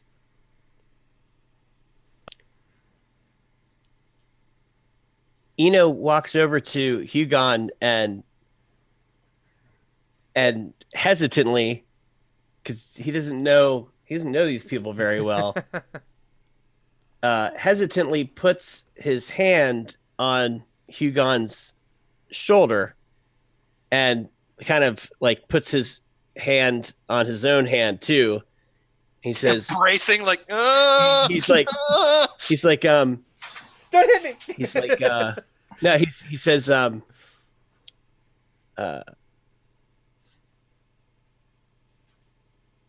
like an owl. And for the next hour, Hugon and Eno have advantage on wisdom saving throws. Oh, yes, yes. It's a concentration spell. Oh, okay, Okay, that's noted. fine. Noted. That's fine. Okay. But Hugon does not actually react because he knows that you're there. Mhm. Yeah. Like, and he can hear and see you and Thunuk. So he doesn't particularly like jump or startle or say anything. He just continues to monitor the progress of this complete idiot as we all proceed forward to the fortress. Mhm. And eventually he says, in about 10 minutes, my unit is going to go over there and pull his ass out of the fire. Mhm. And then we're going to show him what happens when you break formation. And he says this out loud. Yeah, oh yeah. What's a unit?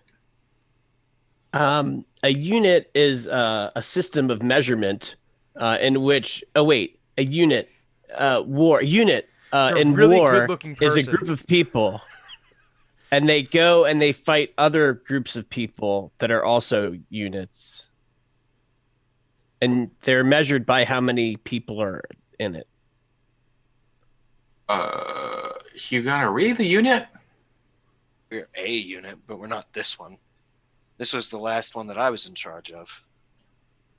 Look, and he's like starts like pointing out like to he doesn't know that they can't see. He's like, listen, coming over that hill right now is a cavalry regiment reinforcing this charge, right? And that idiot doesn't know that they're there, and doesn't know that they're going to be swinging around on his right hand flank and crush them. Should we go a help hammer him? and anvil No. formation. Yeah. Ah. And he's like, no, we shouldn't go help him. We should let him die. Is what we should do. But I mean, if we can help him, we should go. You said there's someone on horses going to come over that hill. No, Are they going to hurt us? No, this is years old, almost decades old now. Listen, my unit comes up behind him, reinforces his right-hand flank as the cavalry charge happens. We hold firm, we put the shields and spears down. The shield wall holds, the horsemen die. He's able to reform his line. It was a shit show. And I don't remember seeing any horses here. And as you're describing this, that's the scene as it unfolds. It's basically as you describe it. It's not happening necessarily in real time. It's like you describe that, and there you can see your unit coming up, and then you see the cavalry come down and the unit reform, and then you see, in the middle of the scrum, in the middle of this melee, there's an errant swing of a halberd. Oh yeah, accidental. That was what we called it in the paperwork.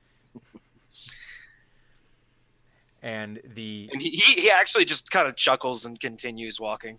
He got what he deserved. And then the scene starts again. It's almost like it's on a repeat loop. It starts again, and again, and over again. So make another wisdom saving throw. Let's see if we can't break this. I have a 10 this time. You have that is with advantage. Oh, 10 with advantage. You're having now. You still. This is each time that it repeats, though, it gets a little bit more solidified. Right. A little bit more difficult to. Like Hugon actually has to start walking around people. Yeah. Instead of through them. Exactly. It's like you're doing that, and you find that you're yelling more. You're like, and so Thonik and Eno, you're like Hugon is starting to like. You see him like occasionally step around people. Every now and again, you hear him starting to yell orders, or curse at people who aren't there. Yeah, and he's becoming and as this is happening, you're becoming less and less aware of Eno and Thonik on either side. So Eno sees that this is still going on after a little bit of time, and he says, Hugon, you're gonna win this battle. You're gonna take down those horses, and everything's gonna be great. And you now have bardic inspiration. I'm sorry that you're burning all these abilities on me. I feel bad. No, so you've got a inspiration die, 1d8. Oh, nice. So 1d8 and advantage. Yeah, got a plus God 1d8. damn it! You had better make this save. Let's see. Yeah, let's get that. Let's see that wisdom save. Let's see what happens here. All right. Let's see. That's a 21 total. Okay, so that's with the advantage and with the D8. 21 total. So as this is happening, you remember the Shadar Kai telling you that you needed to remember what your anchor was, and you realize that you are getting lost in this memory. That it's as fun as it is, as fun a memory as it is. It is dragging you into it. So what would the anchor be that you would use to draw yourself out of this?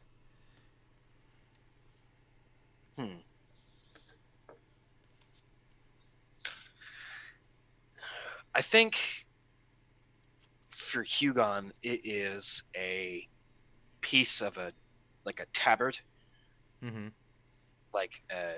or maybe a banner, just like a piece of cloth, and it's one that he has wrapped around his halberd, just up at the top, so he just kind of grabs up there and recalls that this happened forever ago. There's nothing here to be done. The history's been written. And so as you do that, the sounds of battle get very muted very quickly. And he says, I don't know what they wanted me to do there. Because I was going to kill him either way.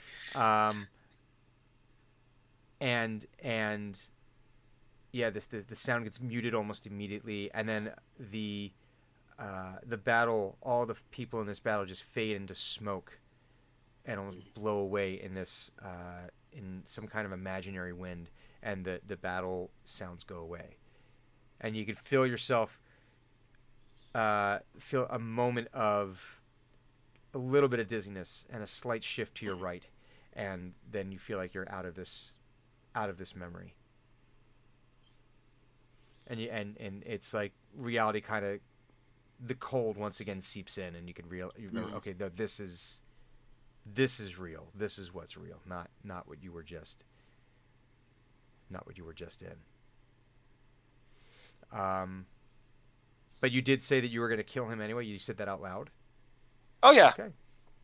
Okay. There's absolutely no shame in Hugon right now. He doesn't feel the least bit bad.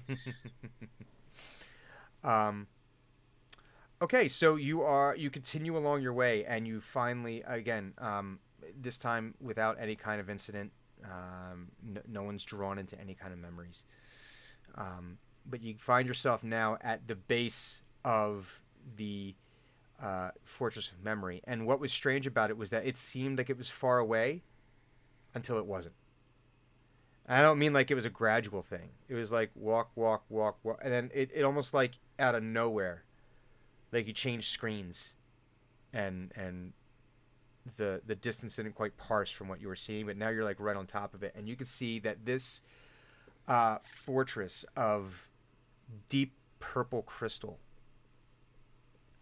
and you can see just the utter enormity of this. So what looked to be like the first tier of base crystals that you saw from so far away, when you're there now and you look up, this is hundreds of feet high. And that's just the first like base layer of these crystals. That doesn't include the spires that are jutting out of it at odd angles, which easily you can't even fathom how high these go. But you do see that there is one small ornate door carved into this crystal. No markings on it or anything, just carved with designs and whatnot. And as you approach it, the door opens, and you can see a distant light inside the doorway, down a darkened hallway.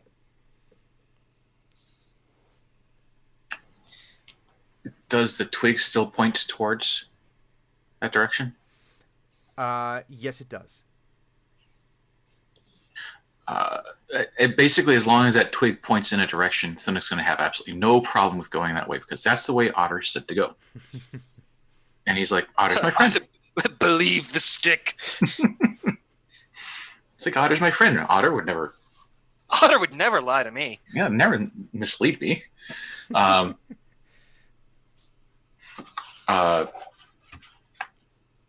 So Thunuk is going to go in, even if anyone else even if they pause, Thunuk's just going to go right in.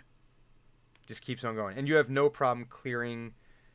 There's no clearance issue as you go in. But what's odd is that it seems to be the same clearance for you as you walk through the doorway as it is for you, Hugon, when you walk through the doorway, and you, Eno, where it doesn't ever seem to. It's not like this is a 15-foot high ceiling. It seems to be adjusting based on whatever, and you don't realize this because Hugon and Eno are about the same height, I think, right? About between. I mean, with his horns, probably close. Yeah. We cannot hear Eno. Yeah, I'm like 5'8" or something. Yeah, okay, so about the same. So when you guys are walking down, this is like a standard, if you're walking through your home, the ceilings are 8-9 feet high. That's about what it is for you.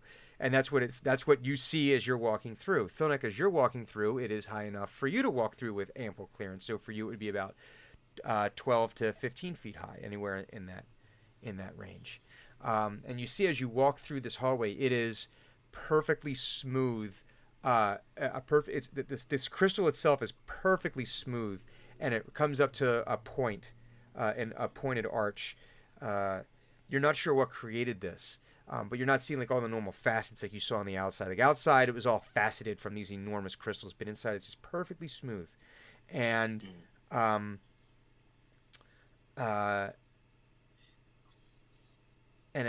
you walk further down this hallway, and it eventually and as you see deep within the crystal, you see like these small, purplish and sometimes pinkish glowing orbs in various configurations at different depths. Some of them pulsating slowly, some of them shining as brightly as they can, as bright as anything shines in the Shadowfell.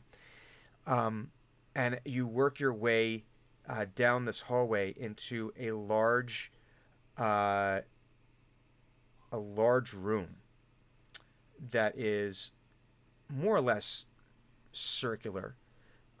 It looks like there might be some.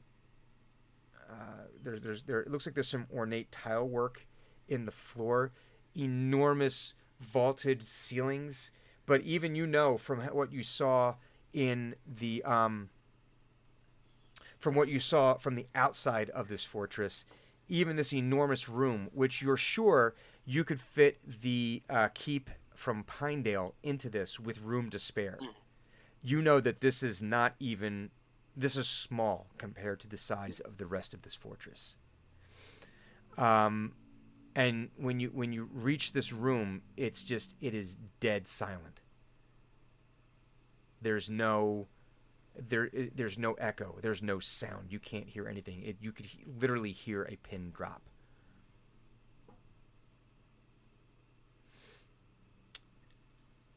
And then, from one of the adjoining hallways, a dark figure emerges, draped in black cloaks, in this black cloak, hood up, silvered mask across the face, no features. And Thunuk and Hugon, you recognize this figure. Oh. This figure is the one that was shown to you in your vision, granted to you in real time so very long ago, when you were shown a potential future of Pinedale on fire. Oh, that person. Yes. Right. But not Hugon's, like, not the masked figure that he knows. No. Like, not Marcus. Yes. So this is Marcus. Yes, this is what you recognized when you removed his mask in this vision. Mm-hmm. Yeah. You revealed someone who had the face, who looked very much like Hugon, but older, and it was someone that I don't remember if you had revealed to the group that this looked like your grandfather. I think it was discussed very briefly. Mm-hmm. And like he went to like the library trying to find more information, Mm-hmm. and even like sent missives to the Church of Timora and Waterdeep saying like, hey, what the fuck is going on? Mm-hmm. Or like, you have some information that I would really like. Mm-hmm. That kind of thing. Well, this figure stands before you now. And he says, so you have come for the crystal as well. I don't know. I guess. It is not for you to have. Okay, that's real nice. It's not for you to have. I will take what I want. Oh, I guess I'm going to have to take what I want too. You see how dumb you sound? Insolent child. Eat a dick. And like Hugo like snaps on the armor and the mask. Oh, okay. All right. I really want to do this. I want you to use your table. I want you. Oh, you want me to use the table, or you want you to use the table? Hang on. It's up to Let you. me I see. can roll for it. No. I have the table here. Let me pull up. So I'm gonna take a second, guys, because I didn't realize that this opportunity was going to present itself in such a way. So quickly. Did you? How did you share this with me? Do you remember? I sent it to you via Discord. Via the Discord. I have it pulled up if you need it. No, I'm gonna get it right now. I'm getting it. That's not what I want. I want this. I want. Nobody get that table. Why won't it let me? Go give me the table. Blind Cleric. I'm getting here it is right here. Nope. Sorry, can't. Shoot. Give me 1 second here. I forgot how I labeled this. No. Yeah. Optional content. Ugh. Hang on. I need to.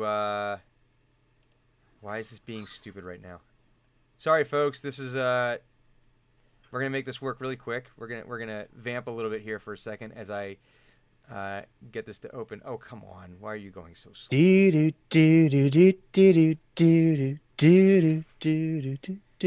Where's the Jeopardy news?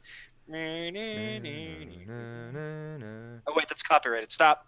Yeah, it's fully trademarked. So fully trademarked. Here we go. Copyright. Okay. So, I guess the first thing is, Mr. Verlander, give me a D100 roll. Okay. And then once we get through all these rolls here, we're going to explain the effects to people because this is something very cool that you came up with. But let's get through all this first. Okay, I have a 28. So, according to the table, Yes. nothing happens. Nothing happens. No change. We went to all that for all that. That's fine. It is what it is. It is what it is. We're going to go with those results. So, for the folks who are playing along at home,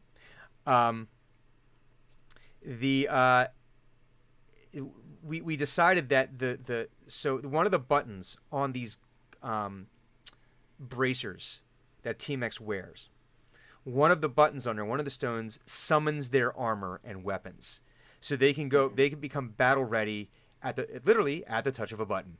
And we decided It's some Power Ranger shit. It's cool as hell. Exactly, yeah, like 80s cartoon transform, like Centaurian level, stuff going on here. It's neat. And we decided that Hugon's stuff was stored in the War Realm. Yeah.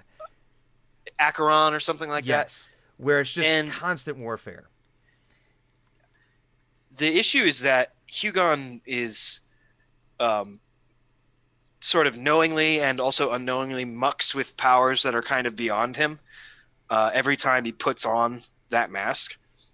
And it changes things. And particularly in another plane of existence where the rules aren't quite the same, the changes are much more possible Mm-hmm. with these summons. And so, So- yeah, the idea is that there might be a possibility that when he summons his weapon, it might not be his. He might, because he rips the visual is that he hits it and almost like the nanobots as Iron Man's armor is going on. That's the armor, the scale armor that, or no, you don't have scale armor anymore, right? I splint now. Splint armor forms and comes into being. But the idea is that then he rips the halberd out of like this tiny little wormhole portal from the War Realm. But it might not always be his halberd. It might be something else based on this tape. Might be something different. Yes. Like one of the results on here is fork. It is. Yes. It is. Combat fork or dinner fork? No, like a dinner, like a piece of silverware. That's wonderful. Well, it'll be inconvenient when it happens, but it's still wonderful. Yeah.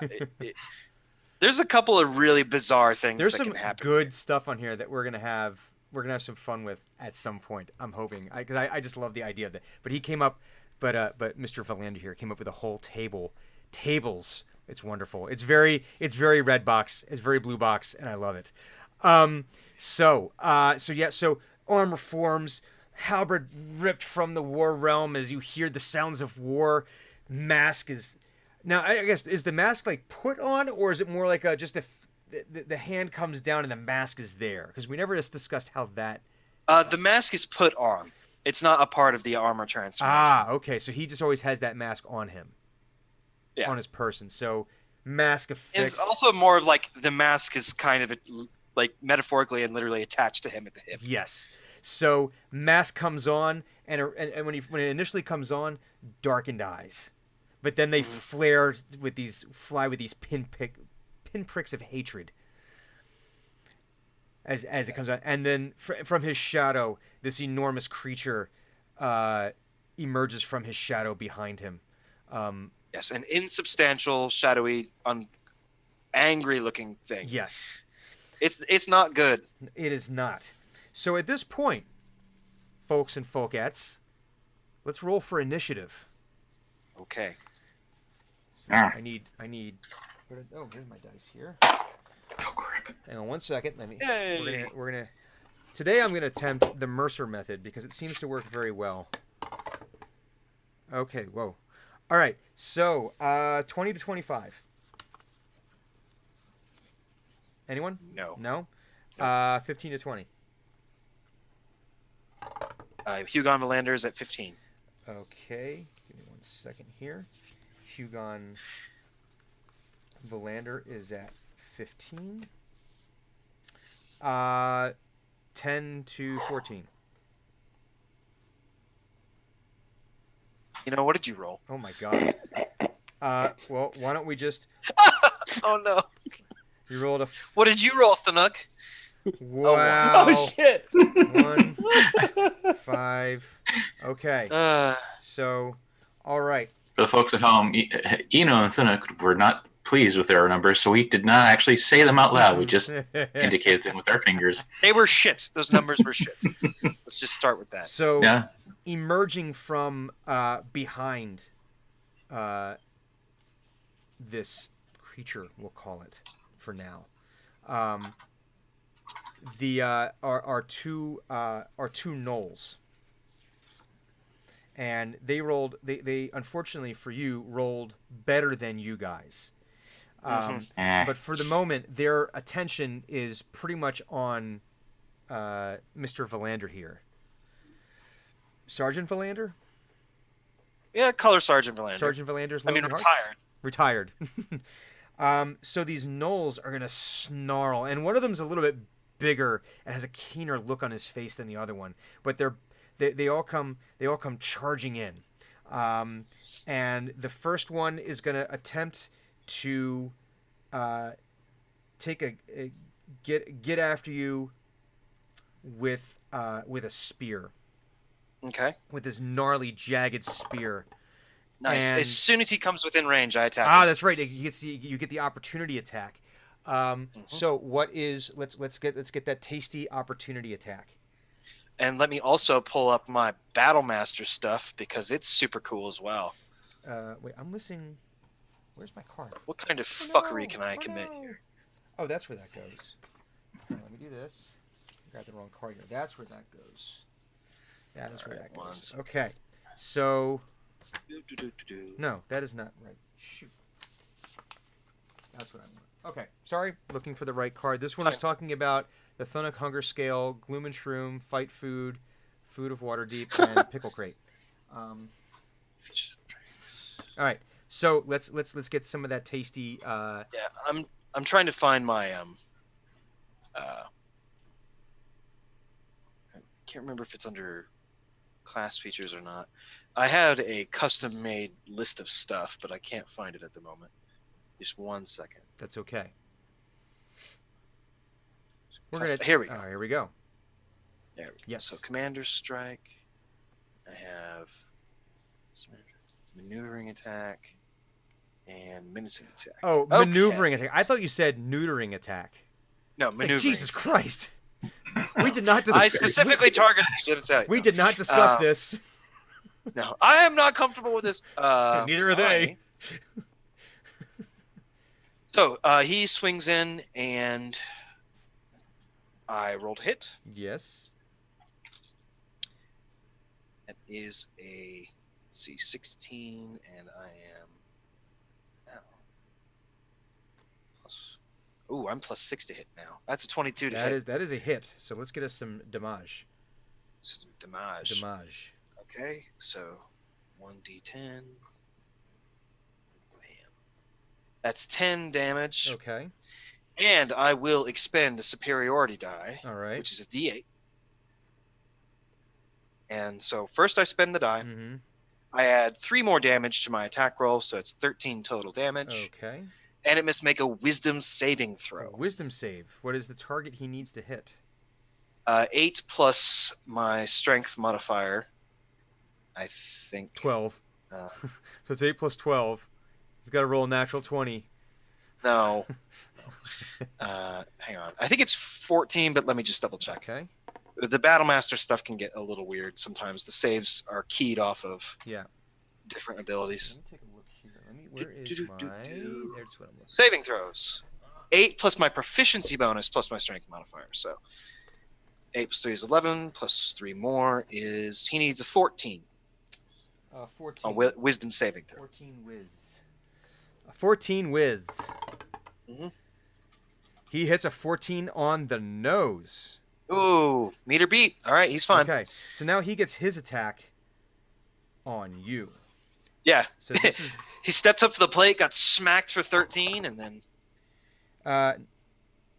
does 23 hit? 23 does hit. Okay, so he comes down at you with this and does. Well, that's shit. He does 4 points of damage with the spear. So with a snarl, even though you get him, he kind of ignores it and almost pushes in further to get his spear in there. Okay. Jaws snapping. So that is the first one. Now the second one is going to the larger of the two. The more learned. Now I of the only get two. one of these attacks per round. Okay. So like one of these. So opportunity attacks. this guy is going to come on in, and the first thing he's going to do is come in with his glaive and attempt to get a little up close and personal with you with the glaive. And little glaive action. So does 16 hit? It's not. Does not hit. And so you're able to quick dodge out of the way, and he snarls and he tries to snap down with his hyena-like jaws, and no, he misses there as well. You're able to fend him off as he comes in. What was the damage from the first one? 4 points of damage. All that for 4 points. All that for 4 points. But Hugon, it is now your turn. Oh, goody. Mm-hmm. Well, it's time to turn on Tripper Shredder mode. Will it? And today on Team X, will it blend? Will it blend? Okay. So I make my first attack against the knoll that I've already hit. Actually, I will. Can I step backwards 5 feet? Is that still a thing? Is a 5 foot step still a thing in 5th edition? As far as without provoking an attack of opportunity. Right. I can't remember if. It's disengaged. So you would have to, as your action, disengage and move away. Yeah, the hell with that. Yeah. I'm just gonna kill him. Alrighty. So first attack is does a 11 hit the knoll? Does an 11 hit the knoll? An 11 does not hit the knoll. Okay. All right. Roll again. Does a 23 hit the knoll? 23 does hit the knoll. Which knoll are you attacking? All right. The one that I have already hit once. And then my bonus action attack is a natural 19. I assume that hits. Is a hit, yes. So you get 2 Fantastic. hits. So D10 plus D4. And I will... Since that guy attacked me with a glaive, he did not have to get within reach of me. Mm-hmm. So I will spend another superiority die. Well, he did move in for a bite, so he was definitely within range. Oh, so he is. He's up on me. Yeah. Okay. He's all up in your grill. Okay. So I'm going to roll my attack damage. Okay. I have, 8 damage on the knoll that I've already hit. Okay. And then I roll my superiority die. That is 10 total damage to the knoll again. Yeah. And then I select Thunuk. Thunuk, you may use your reaction to move half your speed without provoking attacks from the target of my attack. So essentially, I've hit this knoll and he is focused on me, and you can move. Well, let's be clear. Up to half you your have speed. killed this knoll. I've killed this knoll, but you can still move your speed up to half your speed Yes. to either close the distance or get away or put yourself in a more advantageous position. Yes. Where is the other Null? In my face. They're all up in his Oh. face. The In my the grill. the cloaked creature person entity is still approximately 30 feet away. Has not moved. Has not raced in for combat yet. The last time we encountered a Null, it shish kebabbed Hugon. It did shish kebab me. Mhm. That happened. This is payback, bitch. Thunuk is concerned about a repeat of that situation, so he is going to move in behind the Null Okay. with the intention of Okay. basically flattening the crap out of him. All right. All right. So Hugon, is that your turn? That is my turn. Yep. Okay. I did my attacks. I have not moved, and I spended a superiority die. So, yep, I'm comfortable. Okay. Eno, what is it that you would like to do with this moment that we have offered you to do something with? I picture myself being kind of behind Hugon, and he's only got one Null right in front of him right now. Is it the One alive one, yeah. the one? Yeah, It's the big chunky one. Yeah, the chunkier Okay. of the two. The one who went down, frothy and snarling and went down. It went down fighting. Didn't do much, but it went down So- fighting. No, he should be upset, and he should remember that in the next life Mhm. of how completely ineffective he was. Eno points to the Null and he says, "I've seen creatures like you, but I had to pay admission." And he Oh, it's hurtful. and then Null has to do a Wisdom saving throw, DC 15. Okay. It makes it. It hit a Damn. 15 on the nose. I don't even have to. Yeah. So what happens if he makes? Still takes half damage, doesn't it? No. Ugh. That sucks. No. So And it says Uh, back to you, the last time I saw a creature like you, I ate its face. well, I don't taste very good. I have horns. I'm gonna be difficult to eat. I'm not So pleasant he- to pass. He doesn't move. He just stands his ground. And says, I really gotta think of And- some new material here. Yeah. Now it is. So now the creature, the entity that's draped in black with the mask that you have at some point unveiled to be Marcus Philander, very quickly rushes up behind you, Thunuk, because when you position yourself, you kind of put yourself into a flanking position. So it's now, but as it moves almost as if, like a rag doll. Did we lose Thunuk? Yes, we did. Oh man, he is either that or he's able to sit very, very still. I think we lost him. Oh no! I am There the he host goes. now. Oh no. Yeah, give me 1 second, guys. Let me we have something we can do here until he comes back. Window capture. Da, na, na. And we lost. Where is it? There it is. Ta-da. Okay. So there we go. We have a temporary solution to a temporary problem. So, well, I don't feel like he should attack Thunuk now because that's not really fair, being that the. No, it's entirely fair. Okay, well, I don't know things. Mainly, I just want to see Thunuk get attacked. Well. Okay.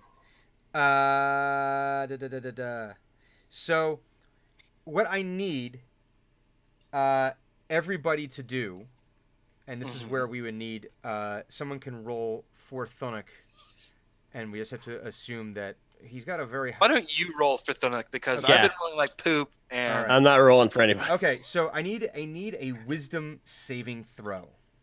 we still have advantage. That's Yay. right. Mm-hmm. Yay. Ooh, okay. 17. 17. Okay, that's fine. Ooh, That was 18. almost a 20. 18. Okay. Okay, these are both fine numbers. Hang on, I'm just bringing up. Just want to see what happens here. Okay, cool. So that's fine. So now we're gonna do him. I think he's a +6 to wisdom. I think he said. +6 or +7?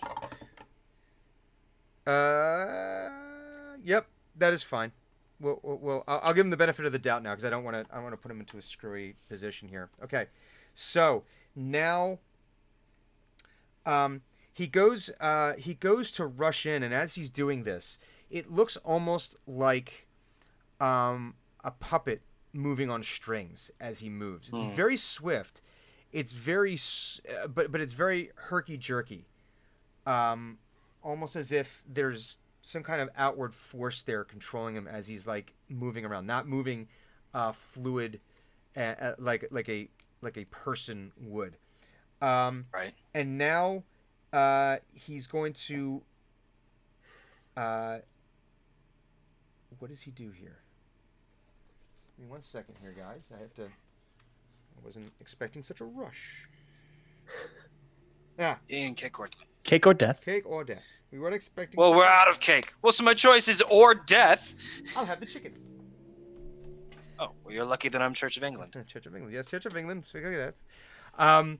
Okay, so now first thing he does is he moves in with this enormous halberd, which looks like as he attacks, it actually extends further than the normal 10-foot radius. That power pole action. Yeah, it looks like it almost extends further, and you can see it's got a wicked, twisted blade on the end of it. And he does. No, that is definitely a miss.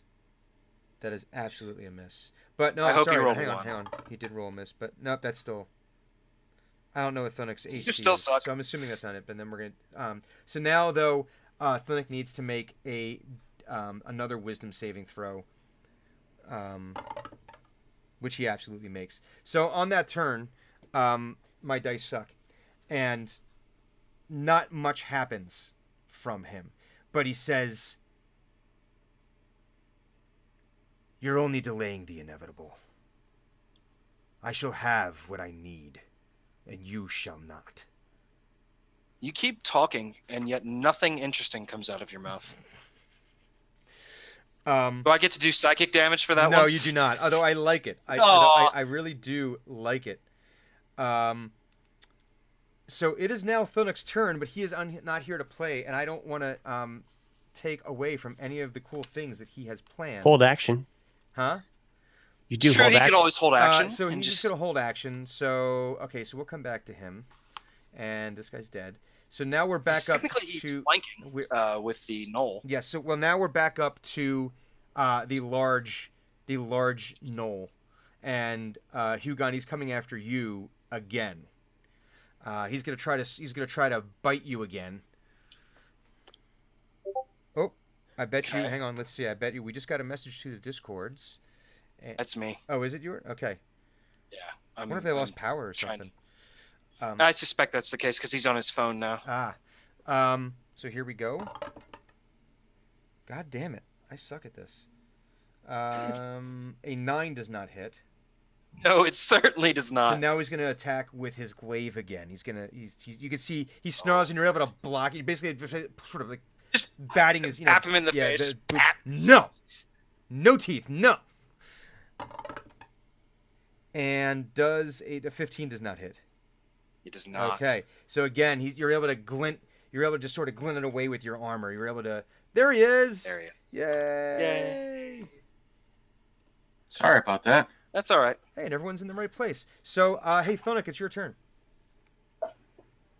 Is that Noel still alive? Oh, he's still alive. The big Okay. one. The little He one just is not. ineffectually attacked. The first one is not. The second one, ineffectually attacked. Then the robed entity attacked. Did nothing. We got to your turn. We held your action. The Knoll, the big guy, attacked again. So now, Thunok, it is your turn. All right.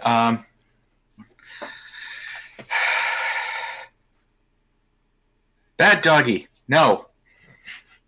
Okay. That's his. He's not actually going to say that, but I want him to. He's going to give him a whack with the stick, which he has shillelagh'd. Yes. Delicious. Wow, this AI die is really doing well for me tonight. What an odd coincidence. Until I roll a 1. I promise you, as soon as until I absolutely need it, like then I'll roll a 1. Mm-hmm. But let's see. Attack.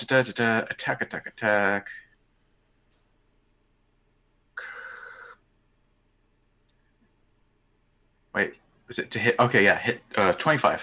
25 hits, yes. Yeah. Okay. Let's get some. And good old Shillelagh, what do you do?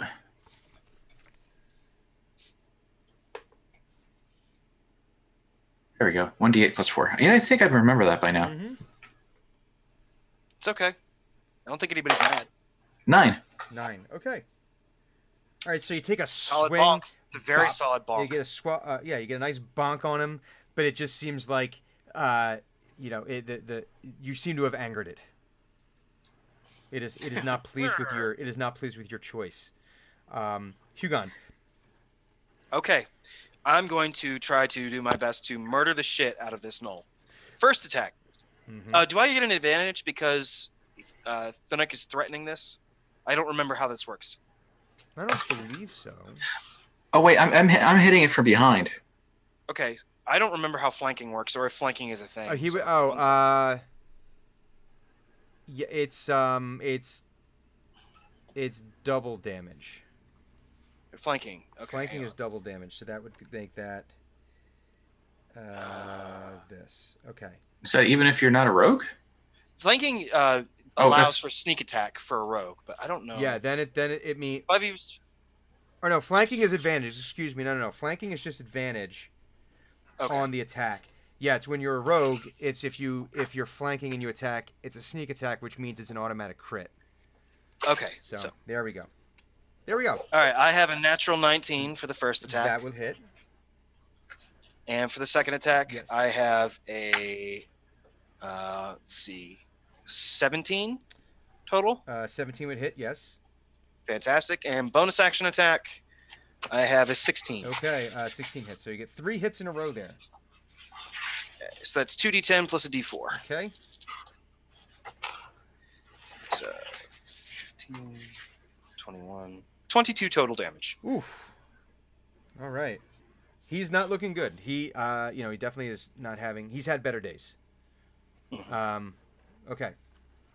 So Eno, 'tis your turn. So Eno points to him again and says, "Your stupidity knows no bounds." Oh! And I'm hurt by that. he's gonna make It's in the chest. a DC 15 saving throw, wisdom. 15. And who is this to? The knoll that's in front of. You're a bad person, You got Raz. He's a bad person. Oh, it hurts my chest. He does 7 not make chest wound, it. it sounds like. He does not, did not make it. Nope. No, he fails that. He fails that throw. That's going to be 6 damage. Okay. Psychic. And you can see it looks like he has a massive headache at the moment. He's just, like a migraine is setting in. All right, so now it is the Oh, he also has disadvantage on his next attack roll. okay. Delicious. Good to know. Yeah, Remind me before when the we end get of his to- next remind me turn. when we get to him again. So, Yeah. once again, I need wisdom saving throws from everyone. Yay! I'm not as afraid of these right now. That's an 18. Okay. 9. 9. 12. 12. Okay. So, Eno and Thunuk, you take 9 points of psychic damage as you're just overwhelmed with this sense of despair. You start to really question, man, what are we even doing here? And you start having. Do I know where that came from? Um, Do I know if one of the creatures did that to me? I don't know that you would, but let me. It's always worth. We Okay. have books for this very purpose. Because I have a thing. Oh no, a thing. If the creature is within 60 feet of me, Yeah. What happens? I'm gonna get very, very angry and do some fire damage to them. It's a reaction, which I can Oh. take in response to being damaged by a creature within 60 feet of me that I can see. Is that a tiefling thing? This thing, I don't think in this case you would know specifically where it was coming from. Okay. I think So I'm like, ah! yeah. Okay. It's just you have a This feeling. is bad. Well, it's tough because the Shadowfell already has a weird psychic effect on people, and this just seems even more amplified with a very specific emotion. You feel incredibly very alone, even though you're standing here with other people. You're just feeling very by yourself. So I am looking around trying to. right. So now it is going to attack Thunic.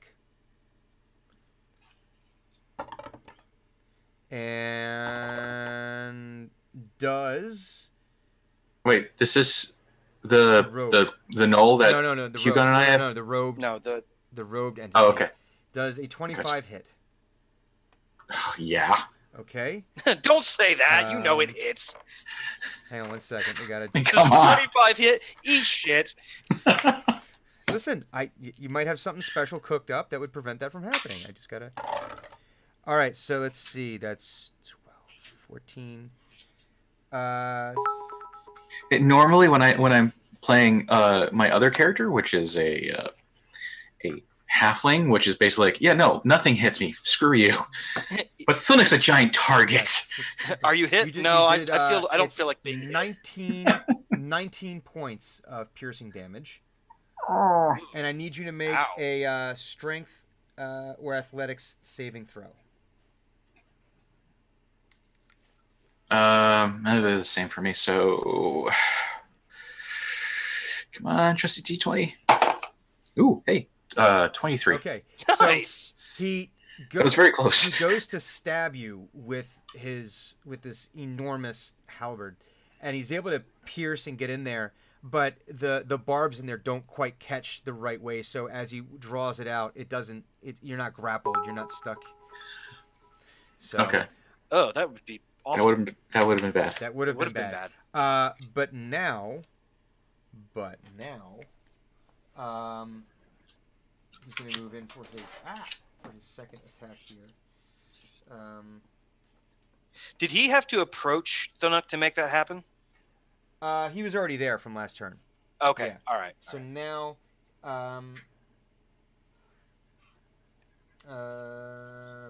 Okay, so now I need you to make a wisdom saving throw. Thunic. Another one. Okay. 14. 14 does not do it. So now, 7, 11, 16 points of psychic damage. I have a question. Yes.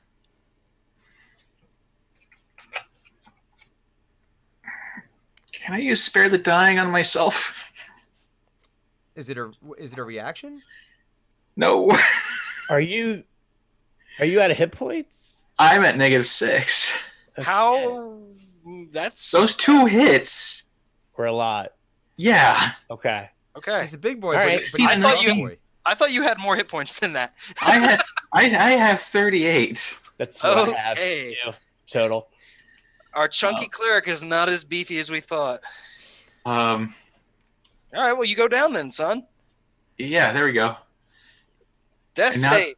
And now D&D Beyond has switched out my HP counter with a failure/success death saves counter. Oh wow. Well, that will be your next turn will be your first death save. So Okay. when you get to that. Actually, literally, I've never done a death save before. Well, hey, listen, I'm glad I could be part and help you with this experience and let you partake in this particular aspect of Dungeons and Dragons. So, the Knoll. Now you said he has disadvantage, correct? Mm-hmm. He's still going after you, Thunuk. He's getting mad because he hasn't laid a tooth. He has laid. Are you talking neither Hugon or Thunuk? Because Well, Thunuk's down, but the Knoll's coming after. right, you. if he attacks Thunuk, Thunuk dies. No. It's an automatic fail. It's one fail on the death save. It's not an automatic die. Oh, yes. okay. But no, Hugon, he's coming after you because he has laid neither Okay, tooth cool. nor nail on you. And The folks at home, Hugon's doing the FU dance. Yeah, there's a whole lot of middle fingers happening. yes. So here we go. That's okay. So 9 plus 5 is 14. Okay, so his first attack does not hit. No. Oh God, no! That can only get worse. There's no way that gets better. Okay, yeah. So again, you're able to just bat him away. You're able to. You're not even probably jig and weaving. I think you're just kind of you've planned it. I'm more focusing on the guy with the halberd and just kind of like pushing Yeah. the knoll Yeah, away. but I just now imagine and like then. you've planted, you've claimed this space, and so you're able to kind of just block him and move, and you're not even having like really move the feet there. You're just like, no, this is my space, not yours. Get down. This Down. is my circle of control. Find your own. Get down, down. And that is his turn. Okay. Thunuk, we need a D20 roll. Oh crap! He had disadvantage. Was that? Did you that give him was all a disadvantage? disadvantage? Yeah. Ah. Yeah. It was. Oh boy. How is it gonna? How could that get any better for you? He missed on every attack. I was thinking of disadvantage. My brain's mixing them. Yeah, he did not have advantage. So I roll a d20. Yes. What happens? What do you get? What do you have? 13. 13. So you made your first death save, so that's a positive. Anything. So if it's 1 to 10, it's a negative. If it's 11 to 20, it's a positive. So right now you've got Okay. +1. So you've got 1 success. If you have 3, whichever you get to 3 of first, determines the outcome. So if you get to 3 fails before anything else, Thunuk is meat. And then Is if you get he making those death saves in initiative order yes, or? yeah, in initiative order. Okay, Yeah. because I would have gone before him. Well, he held his I turn. think, Remember, right? we had his turn held. Oh, that's Yeah. right. So he didn't go at all. So he's actually a turn behind everyone. I get it. I got which you. might explain the current predicament. It's okay. It's okay. I have faith that this is not going to end badly. We might get a chance to see Tiger NATO again. I've actually been workshopping with a friend of mine. So yeah, maybe. Hugon. Tiger NATO. No. All right. This Knoll's going down. I'm still mad at it, and Mhm. he's just basically annoying me. Yep. I don't have advantage anymore, but I do have a natural 20. Womp womp womp womp womp. Hey. All right. So let's. This is the nice Boros die doing it for me. wait a minute, So that's attack 1. What did I do? Um, Oh, you idiot. Now, that's 2d10 plus 6 Jesus. for a crit. Now, if this kills him, Mm-hmm. do I get to make my second attack on the asshole with the mask? I will allow it. Okay.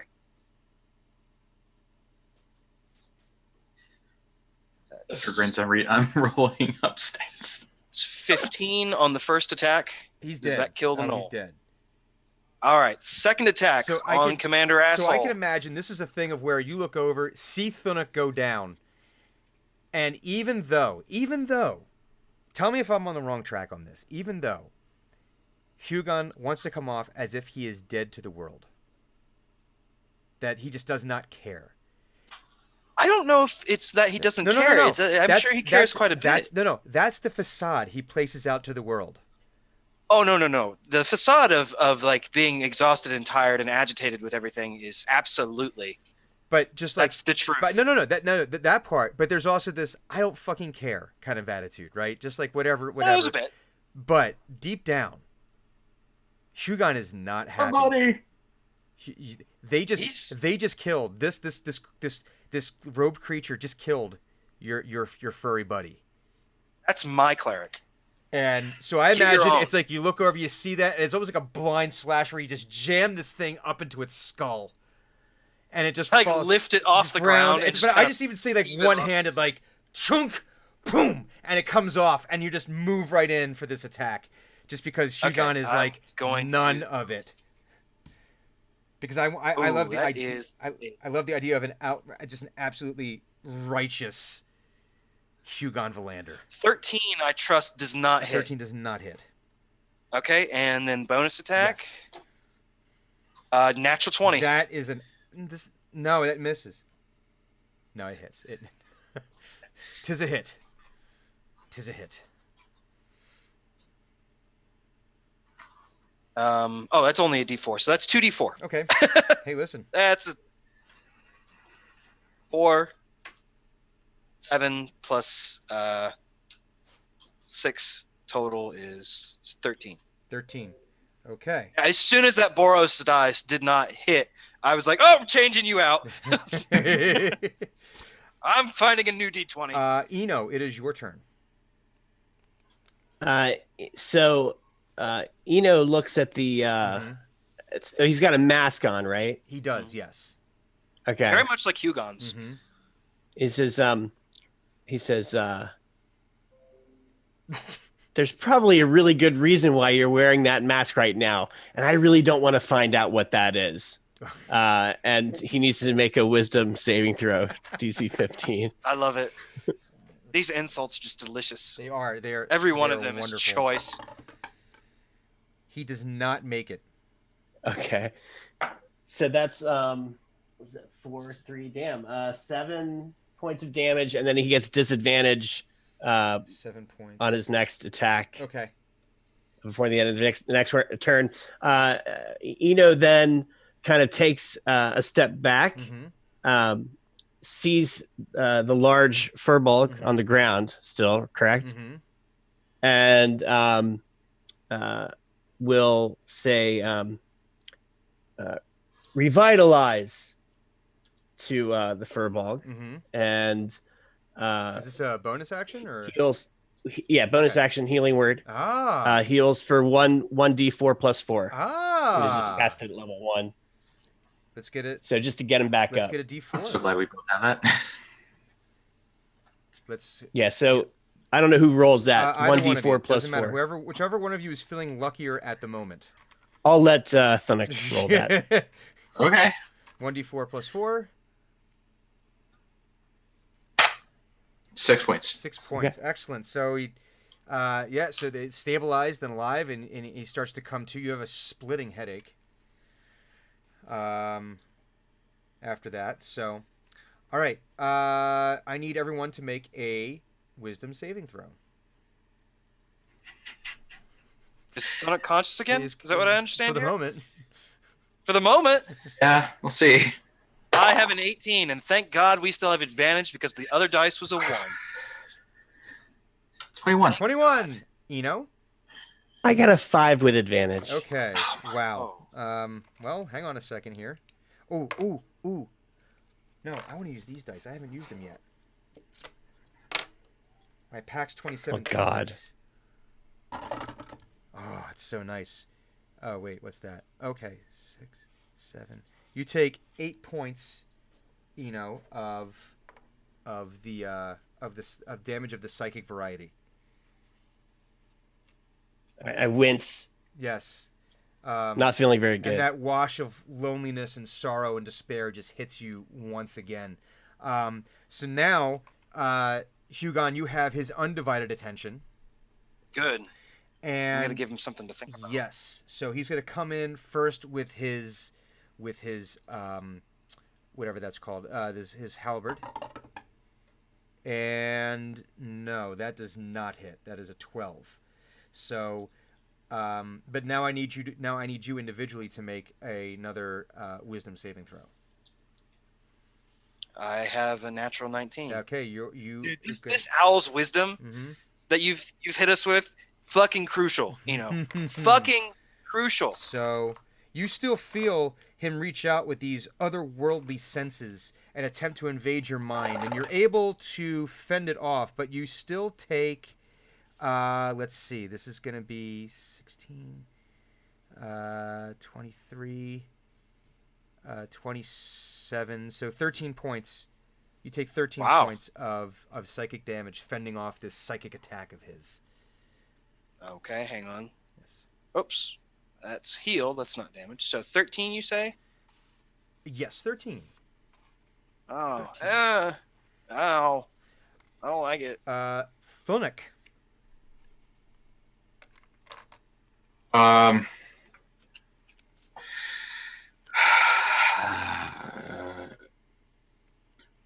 Thunuk is gonna grab his stomach where he got shanked. Mm-hmm. And he's going to cast Cure Wounds on himself. Okay. Wise. Probably very wise. Let's see, that's D8 plus spell casting ability modifier. Where are you? Control F. Oh, there it is. 4. Okay.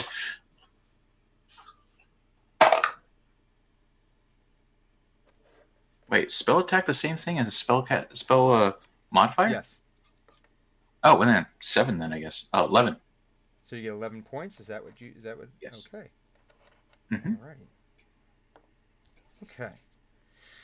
And then, bonus action. Bonus. But wait, there's more.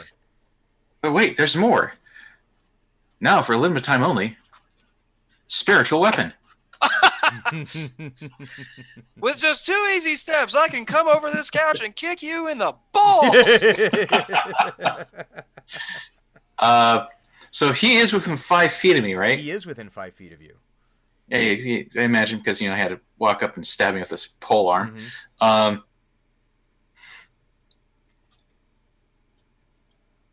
As he's done healing himself, he'll basically do this sort of swipey hand motion towards him Mm-hmm.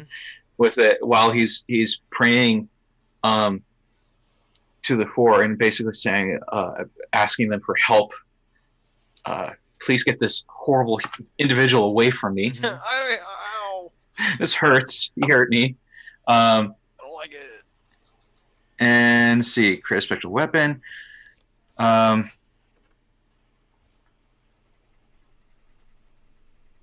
So effectively, it basically seems like the same sort of visual thing before.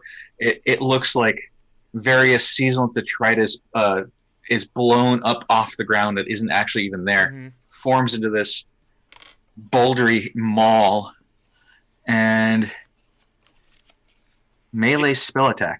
Okay. Its sound effect is womp.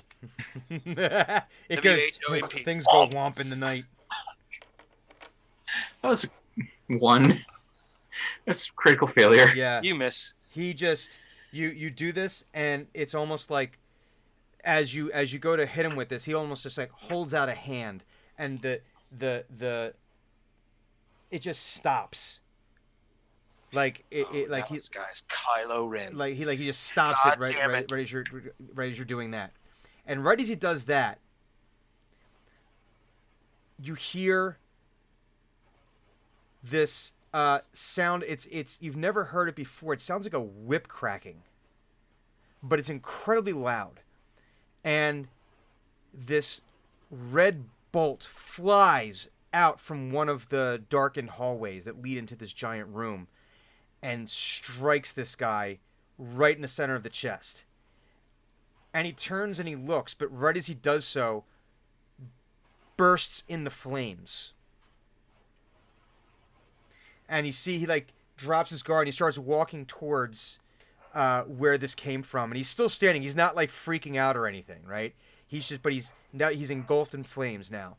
And now from this darkened hallway, you see it looks like Dren, but much taller. Uh-oh. Still wearing like the all the Tinker stuff, the gloves, and she's got the belt and all the other stuff. But it looks as though if you took Lord Lyssa and Dren and push them together.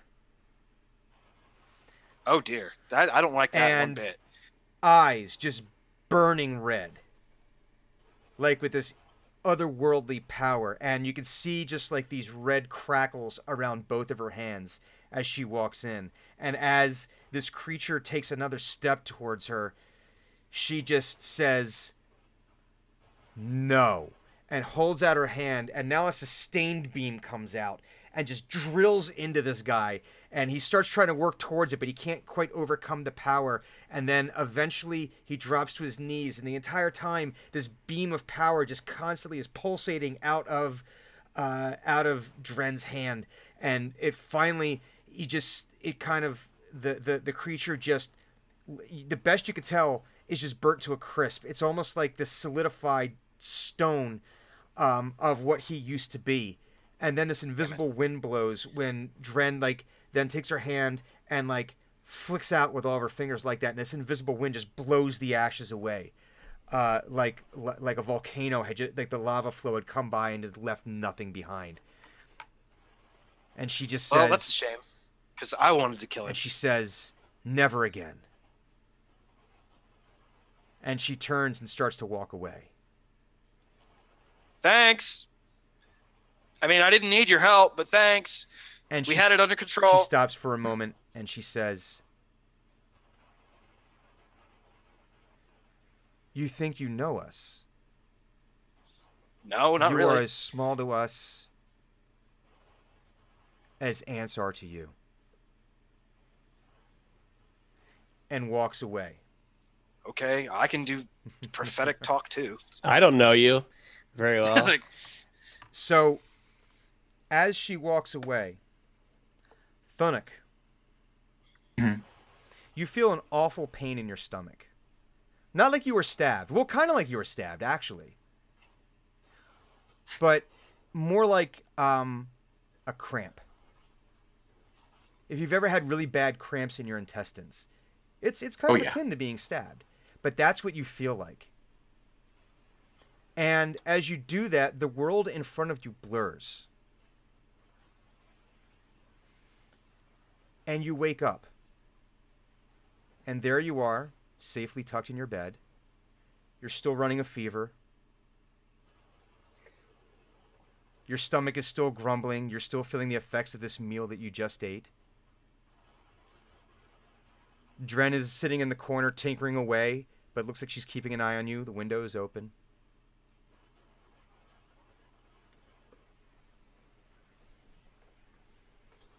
Brass, you're a terrible person. I see that in chat. Am I still farting up a storm? Still farting up a storm. Oh God. And that is where we're going to end our episode this week. Thanks. Happy St. Patrick's Day. Yeah, happy St. Patrick's Day. That's what you get when you roll a natural 1 on a Constitution save. Oh God. Food poisoning, fever dreams. But You didn't have a food baby. You had a food demon. But was it a dream? That is the question you will need to ask yourself. But we will not answer that question until next week. So yes, we will be back next week with an all new live game. Hopefully with all 4 players. You never know. And then the week after that, not this weekend, but next weekend, we will be taking a break because it is PAX East, so we will not be playing a game that week. So we will be indulging in all sorts of Ack Inc. shenanigans, whether that's more adventures in Ravnica, whatever the hell Jerry has planned for C Team. You never know, but it's going to be a lot of fun. But that'll be 2 weeks from now. So next week will be. We'll have a live game next week. So folks, thank you very, very much for tuning in and watching. We're going to take the briefest of breaks and then come back with table talk.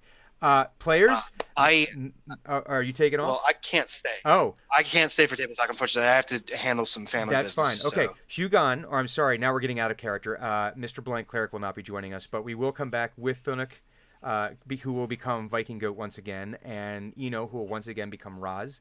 And we will come back with Table Talk in just a moment. Thank you very, very much for tuning in. and we hope to see you again soon. What are we playing on Late to the Game this week? That is an excellent question. I have not been able to get my hands on Glover. Damn you! I know. I'm I sorry. want you to play Glover so bad. I will play Glover. I think that is a foregone conclusion that will eventually happen. I'm actually picking up a capture card so I can hook up my old PS2 to the thing. Nice. Ooh, okay. Since you can play old PS1 games on there. Oh. Um, Well, I have a I suggestion didn't know for Glover you, but was we'll on come back to PS1. that. that was a PlayStation 1 game. Oh, I thought because it was Oh, yeah. N64 was the only one that I had it for. All right. Well, let's come back for Table Talk. We have to do a little rearranging of our screens here, so that way we don't mess everything up with the Blind Cleric leaving us. But guys, thank you very, very much for joining us and watching yet another episode of Team X, which is produced by Eat Drink Roll. We will be back in just a couple of minutes with Table Talk, so stay tuned. Yeah.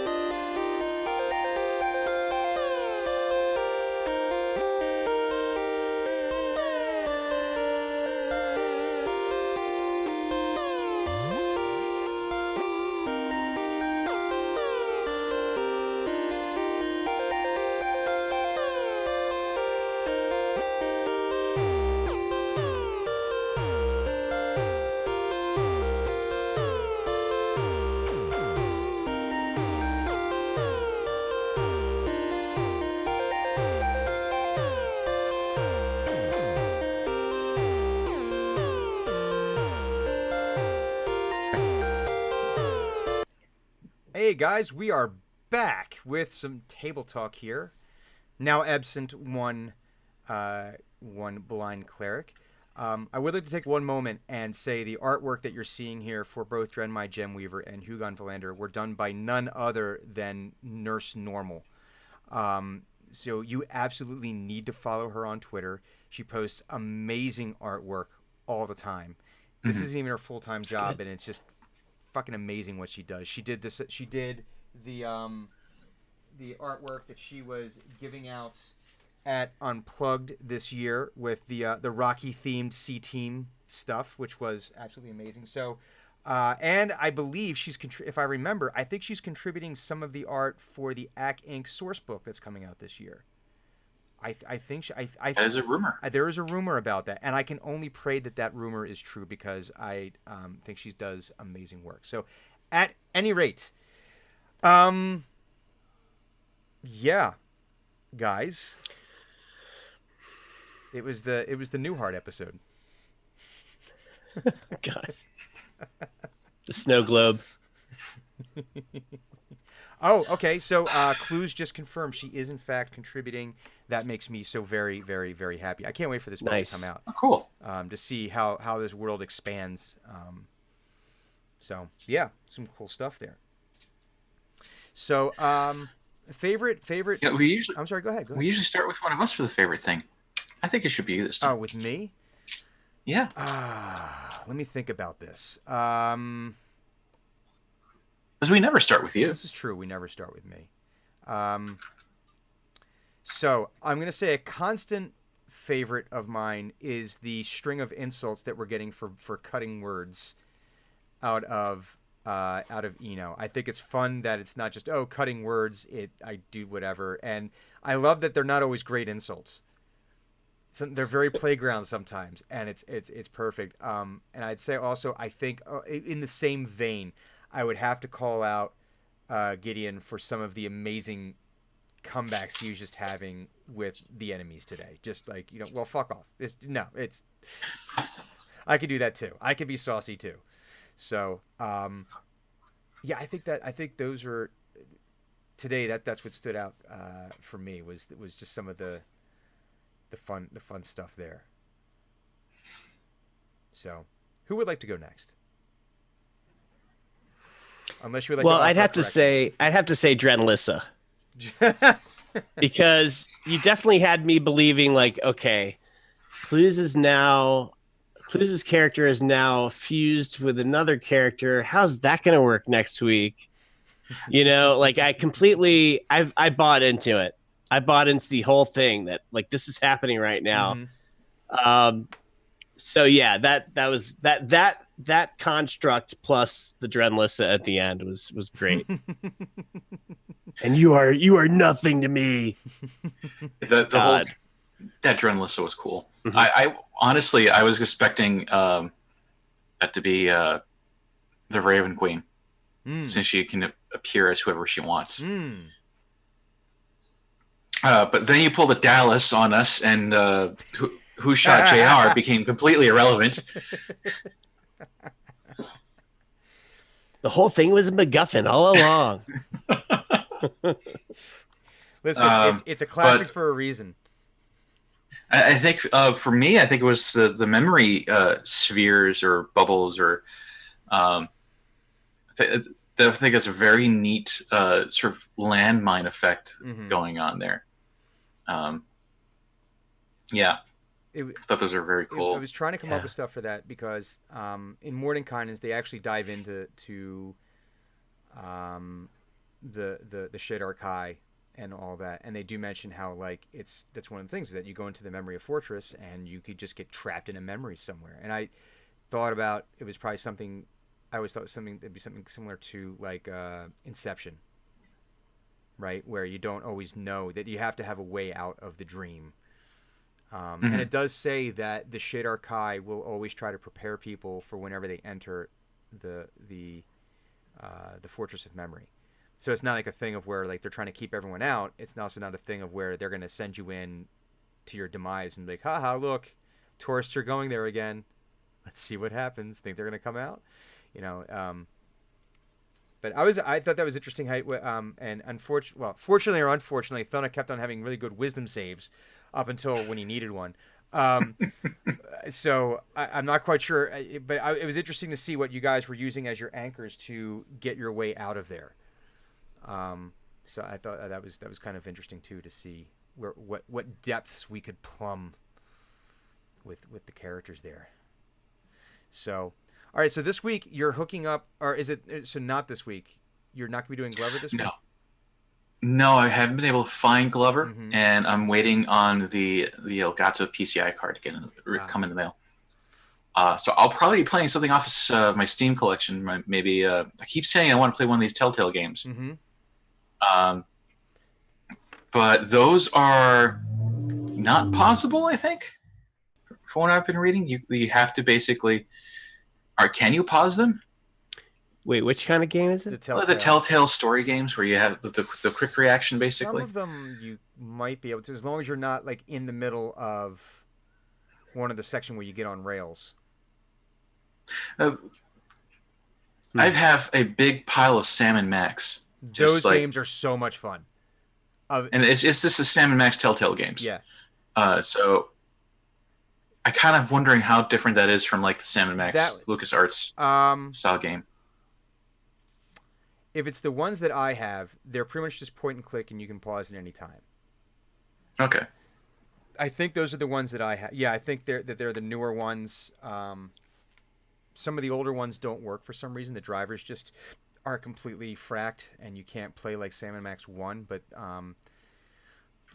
the one where they rescue Santa Claus I think was the one I played, and was a ton of fun. Just because it's very Looney Tunes, in that there's jokes in there that only adults are gonna get, but it still comes across as very kiddie and corny. Except for the fact that Sam wants to kill everyone. Sam's the rabbit, right? Or no? No, Max is the rabbit, right? I forget. Yeah, but the rabbit wants to kill everyone, so it's excellent. I was also going to recommend, once you get the PlayStation hooked up, I don't know if you ever played it, Skull Monkeys. You were recommending that, actually. No, I've never played that one either. It's a game that they use claymation animation for on the PlayStation. Mm-hmm. And it's utterly ridiculous. I have to look that up. It's it's a safe bet that if it's... I probably haven't played it. Whatever it is. I have a very limited collection of PlayStation games that I picked up when I first got the PlayStation. Mm-hmm. What's that? That's 99, 2000 now? And I have almost no games for the Xbox 360. In fact, a friend of mine who had the collection of Grand Theft Auto games for the 360 sent me his copies for me to try out to play. So they've been sitting on my shelf ever since they arrived. I suppose once I have the capture card, I can play those as well. That would be interesting. I think you would also like Mass Effect. The first, it was I think they were all on the 360, weren't they? Mass Effect 1 through 3. They were, but I seem to have them on Steam. Yeah, they're on Steam. Oh yeah, yeah. All the Mass Effect games. Have you played them? No. Oh, they are fantastic. I won't spoil anything for you, but it's people. It's kind of fair knowledge that people were really pissed off by the ending of Mass Effect 3, and rightfully so. That said, it's still worth the ride. If you're expecting a major payoff at the end, no, it's not worth it. But if you just want 3 really solid games up until the cinematics at the very end of the third game, then yeah, it's a ton of fun. Yeah, exactly. Yeah, Potato Storm said it. Getting there was it was the journey. The journey was everything about it. The destination was, and then Andromeda was just trash. I'm sorry, it just was not. It wasn't good. It wasn't good. But oh yeah, absolutely. That's an excellent game. Roz, what games would you recommend for our goat to play at some point, for Viking Goat Prime to play? For late to the game? Well, originally the charter was pretty much like classic, like Nintendo, right? Like that era. But then you've expanded it now, and to being just no. It was anything I've never played, because I've never played a lot. Oh, okay. Yeah. And I started. You start at the beginning. Mm-hmm. So I started at the beginning. I'm sort of, but I think I'd like to go. I've been playing. I played the Zelda on the SNES, and then I just finished Dragon's Lair. I think I'd like to play something non-classic console, like non-SNES and prior. I was gonna say, because I think at some point we can get you an Atari 2600 sampler. Oh, that'd be fun. Just a sampler. Adventure. Oh yes, absolutely, adventure. Yes. I don't know if I've ever played Adventure. It is an icon. It's an iconic game. And what's funny is that the hero is a square. Yeah, it's pretty basic. But as far at the time, it was amazing because it was actually a game that had an end. I really liked the gold D&D box set games. And the one that I always remember the name of is the Dark Queen of Krynn. Which I have on floppy disk. Someplace probably still. Who knows where. But yeah, the gold AD&D games I thought were cool. You have little sprites and there's a story. Yeah. Getting them to run might be interesting. I haven't looked into that. Well, if it's available I've noticed that on Good Old Games, a lot of times they have all the updated drivers on there. Oddworld, that's another good one. Myst. Oh, Myst. I have played Myst, actually. I have my copy still somewhere back there. I picked up Riven back when it came out, and I never finished it. Because Clues fucking hates that game. Well, yeah, then you get to watch me play, and you don't have to play. Therefore, you don't have to be driven off the wall by it. Riven. Or Seventh Guest. I never understood Seventh Guest. I remember seeing that on an Macintosh at Office Depot when we first moved here. Yes, I remember seeing it at Radio Shack on the sizzle reel. Right, it has like the sizzle loop on there, and yeah, and then you could play it, and like you could play it to a certain point, but then of course you die because the rest of the game wasn't there. It was just not. The game was designed for you to die, I think. Hey, there you go. Our man Raz here just found the Good Old Games, so that means that the Krynn series would probably work on there. GoldenEye 007. I have played that. Yes. Now, did you play it where no one was allowed to be Oddjob and the only weapons were either rocket launchers or proximity mines? I never played it with other people. The PvP on that is the only shooter that I like.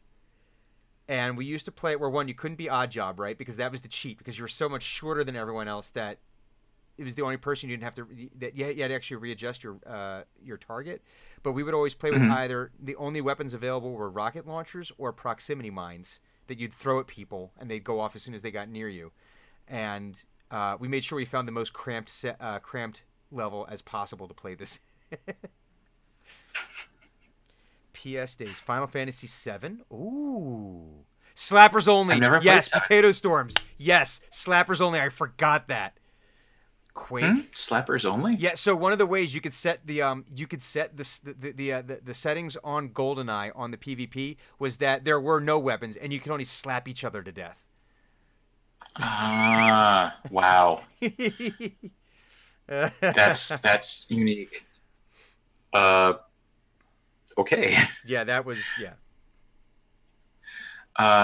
Unfortunately, I have played Quake, and I remember when Doom came out on Shareware. For those who are watching this later, I'm reading this off of the stream chat. My first computer that I ever built, the first game I ever installed on it was Doom. Because some kid went across, because there was a mall on one side of the street, and the other side of the street here in Daytona, across the street from the mall is where the airport is. And at the time, one of the local smaller pilot schools had a radio contest for people to enter to learn how to build your own computer. and part of that was you built your computer and you understood how it worked, and you took it home with you. Hmm. So this was a 386 SX with built-in not even like a megabyte of RAM. Wow. But at the time. Yeah, whoa. it was pretty advanced. And one of the kids during lunch went across the street to the mall, came back with the shareware 3.5-inch floppy of or was it a CD? I can't remember now. Of Doom. Mm. And he's like, "Here, you can install it, and you can install it." "No, I don't like you. You can't install it." I'm like, wow. I was the only person who wasn't allowed to install it. Wow. Yeah. He and his brother were in this course. What a dude. I was the only scholarship kid in this one. So his brother told him later on, as a jerk move, Mm-hmm. you should let him use it. But in not so much, but in meaner, harsher, bigger brother words. I hope this kid is one of those people that we hear in the Florida Man reports now. No, I hope he's doing well. I mean, he was just a kid. He was much younger than me at the time. No, you could be the good guy. I'm going to be vindictive on your behalf. I hope he's a I hope he's a bath salt eating motherfucker. Oh gosh. You joke, but that happens more often than I care to think about around here. I've also played Diablo, but I haven't played it since it came out. It might be worth a return. I had never played Diablo 2. I just love or 3. I love the acoustic guitar on it. I love the music. Oh, yeah. In the Overworld. That was the. In 2? No, in the first one. In the first one, there was this. Well, in all of them, really, but the first song is just very haunting. Huh. But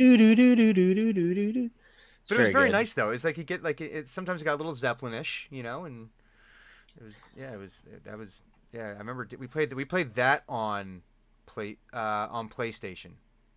We played Diablo on The mark of a great song is that you can listen to it over and over again, and it still sounds good after like the 5,000th time you've heard it. That explains. You don't get tired of That it. explains Bob O'Reilly. Yo, man, there's how about TIE Fighter? I'm thinking about good old games because they had a good package. TIE Fighter. TIE Fighter and X-Wing I played. Okay. That goes back to, hey, I have floppy disks. Mm-hmm. You want to borrow them? How about Wing Commander? Never played Wing Commander. Never played any of that series. You can almost skip the first one. Because the second one was what really started. I thought started getting interesting, but it was I think the Wing Commander 3. I think it was 3 or 4 when the Mark Hamill. It was the first time. That's when they started using digitized graphics. Video. Yeah, video for everything. That's when I first heard about it. Yeah, and that was when Mark Hamill took on the role of the protagonist.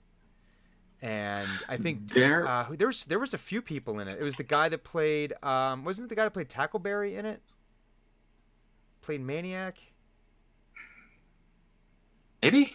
I don't know. I never played it. But I remember the box art. In it. Yeah.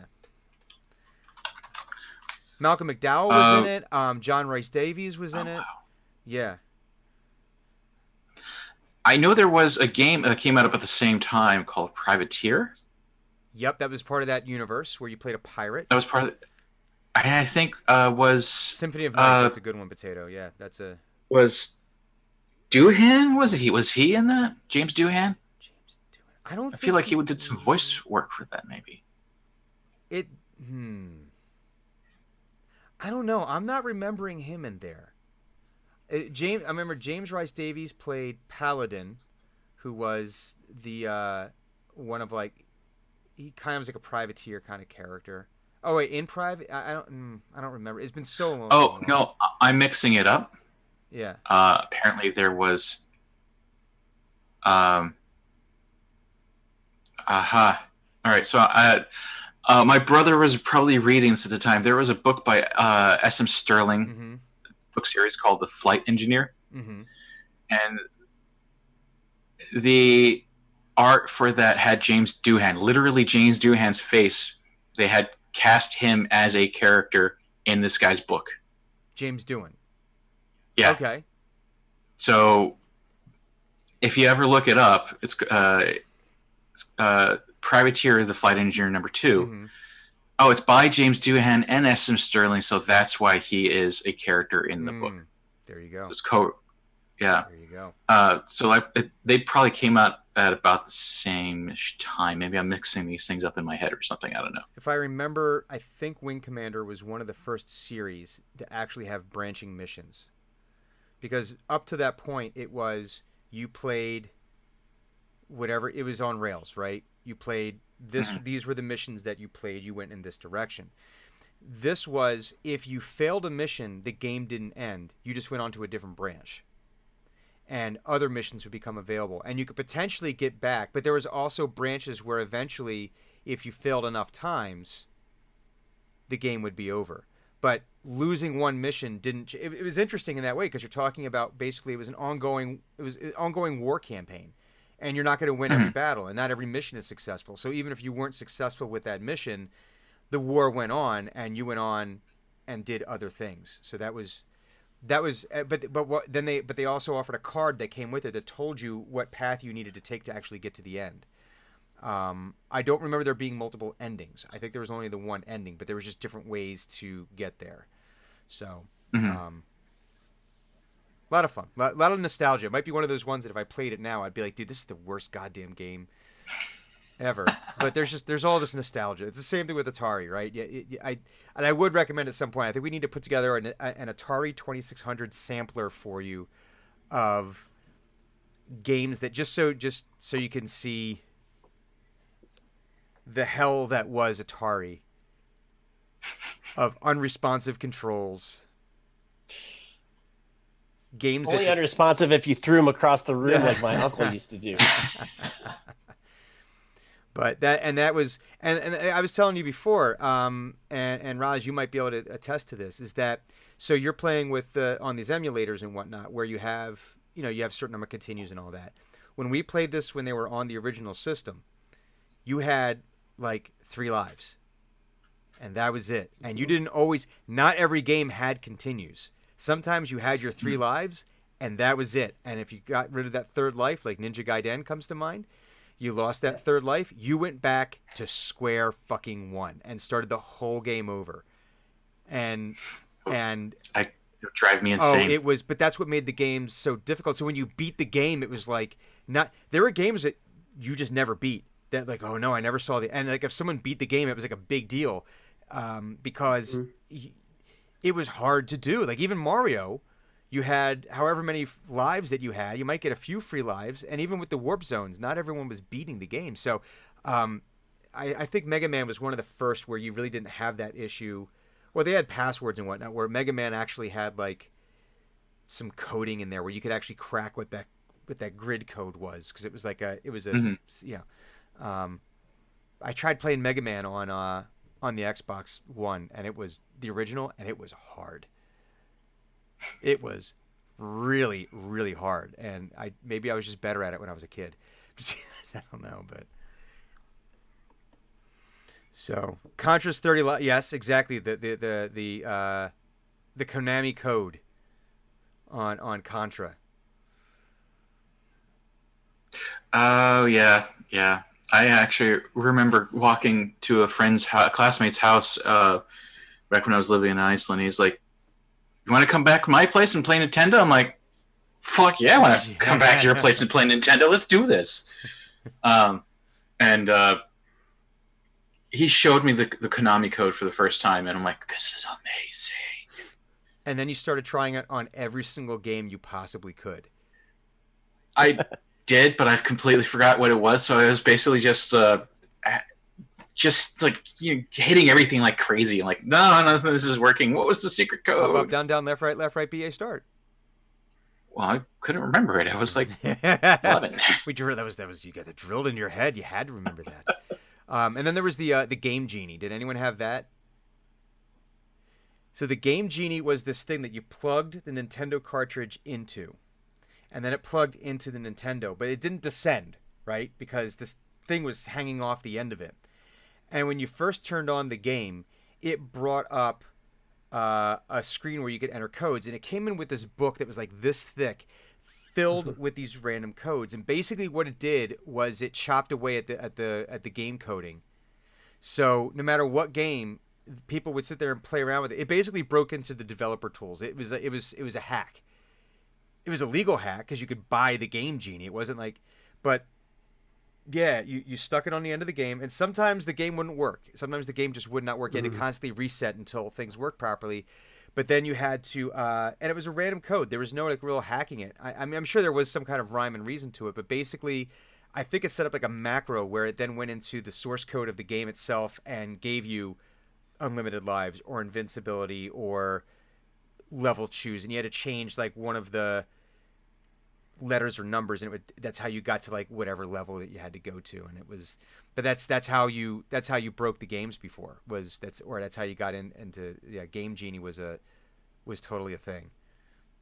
So there was all sorts of ways to crack that thing. So alrighty, well it is past our bedtimes, guys. It is 7:35. Yep, I'm sleepiest. So Hungry. all right, guys. Any other announcements that we need to make prior to signing off for the week? Nope. I can think of. Okay. Well, hey folks, thanks for sticking around for Table Talk. I would thank Hugon for participating, but he's not here. But I shall thank him anyway in absentia. Goat, Roz, thank you guys very much. Thank you very much for letting me kill you.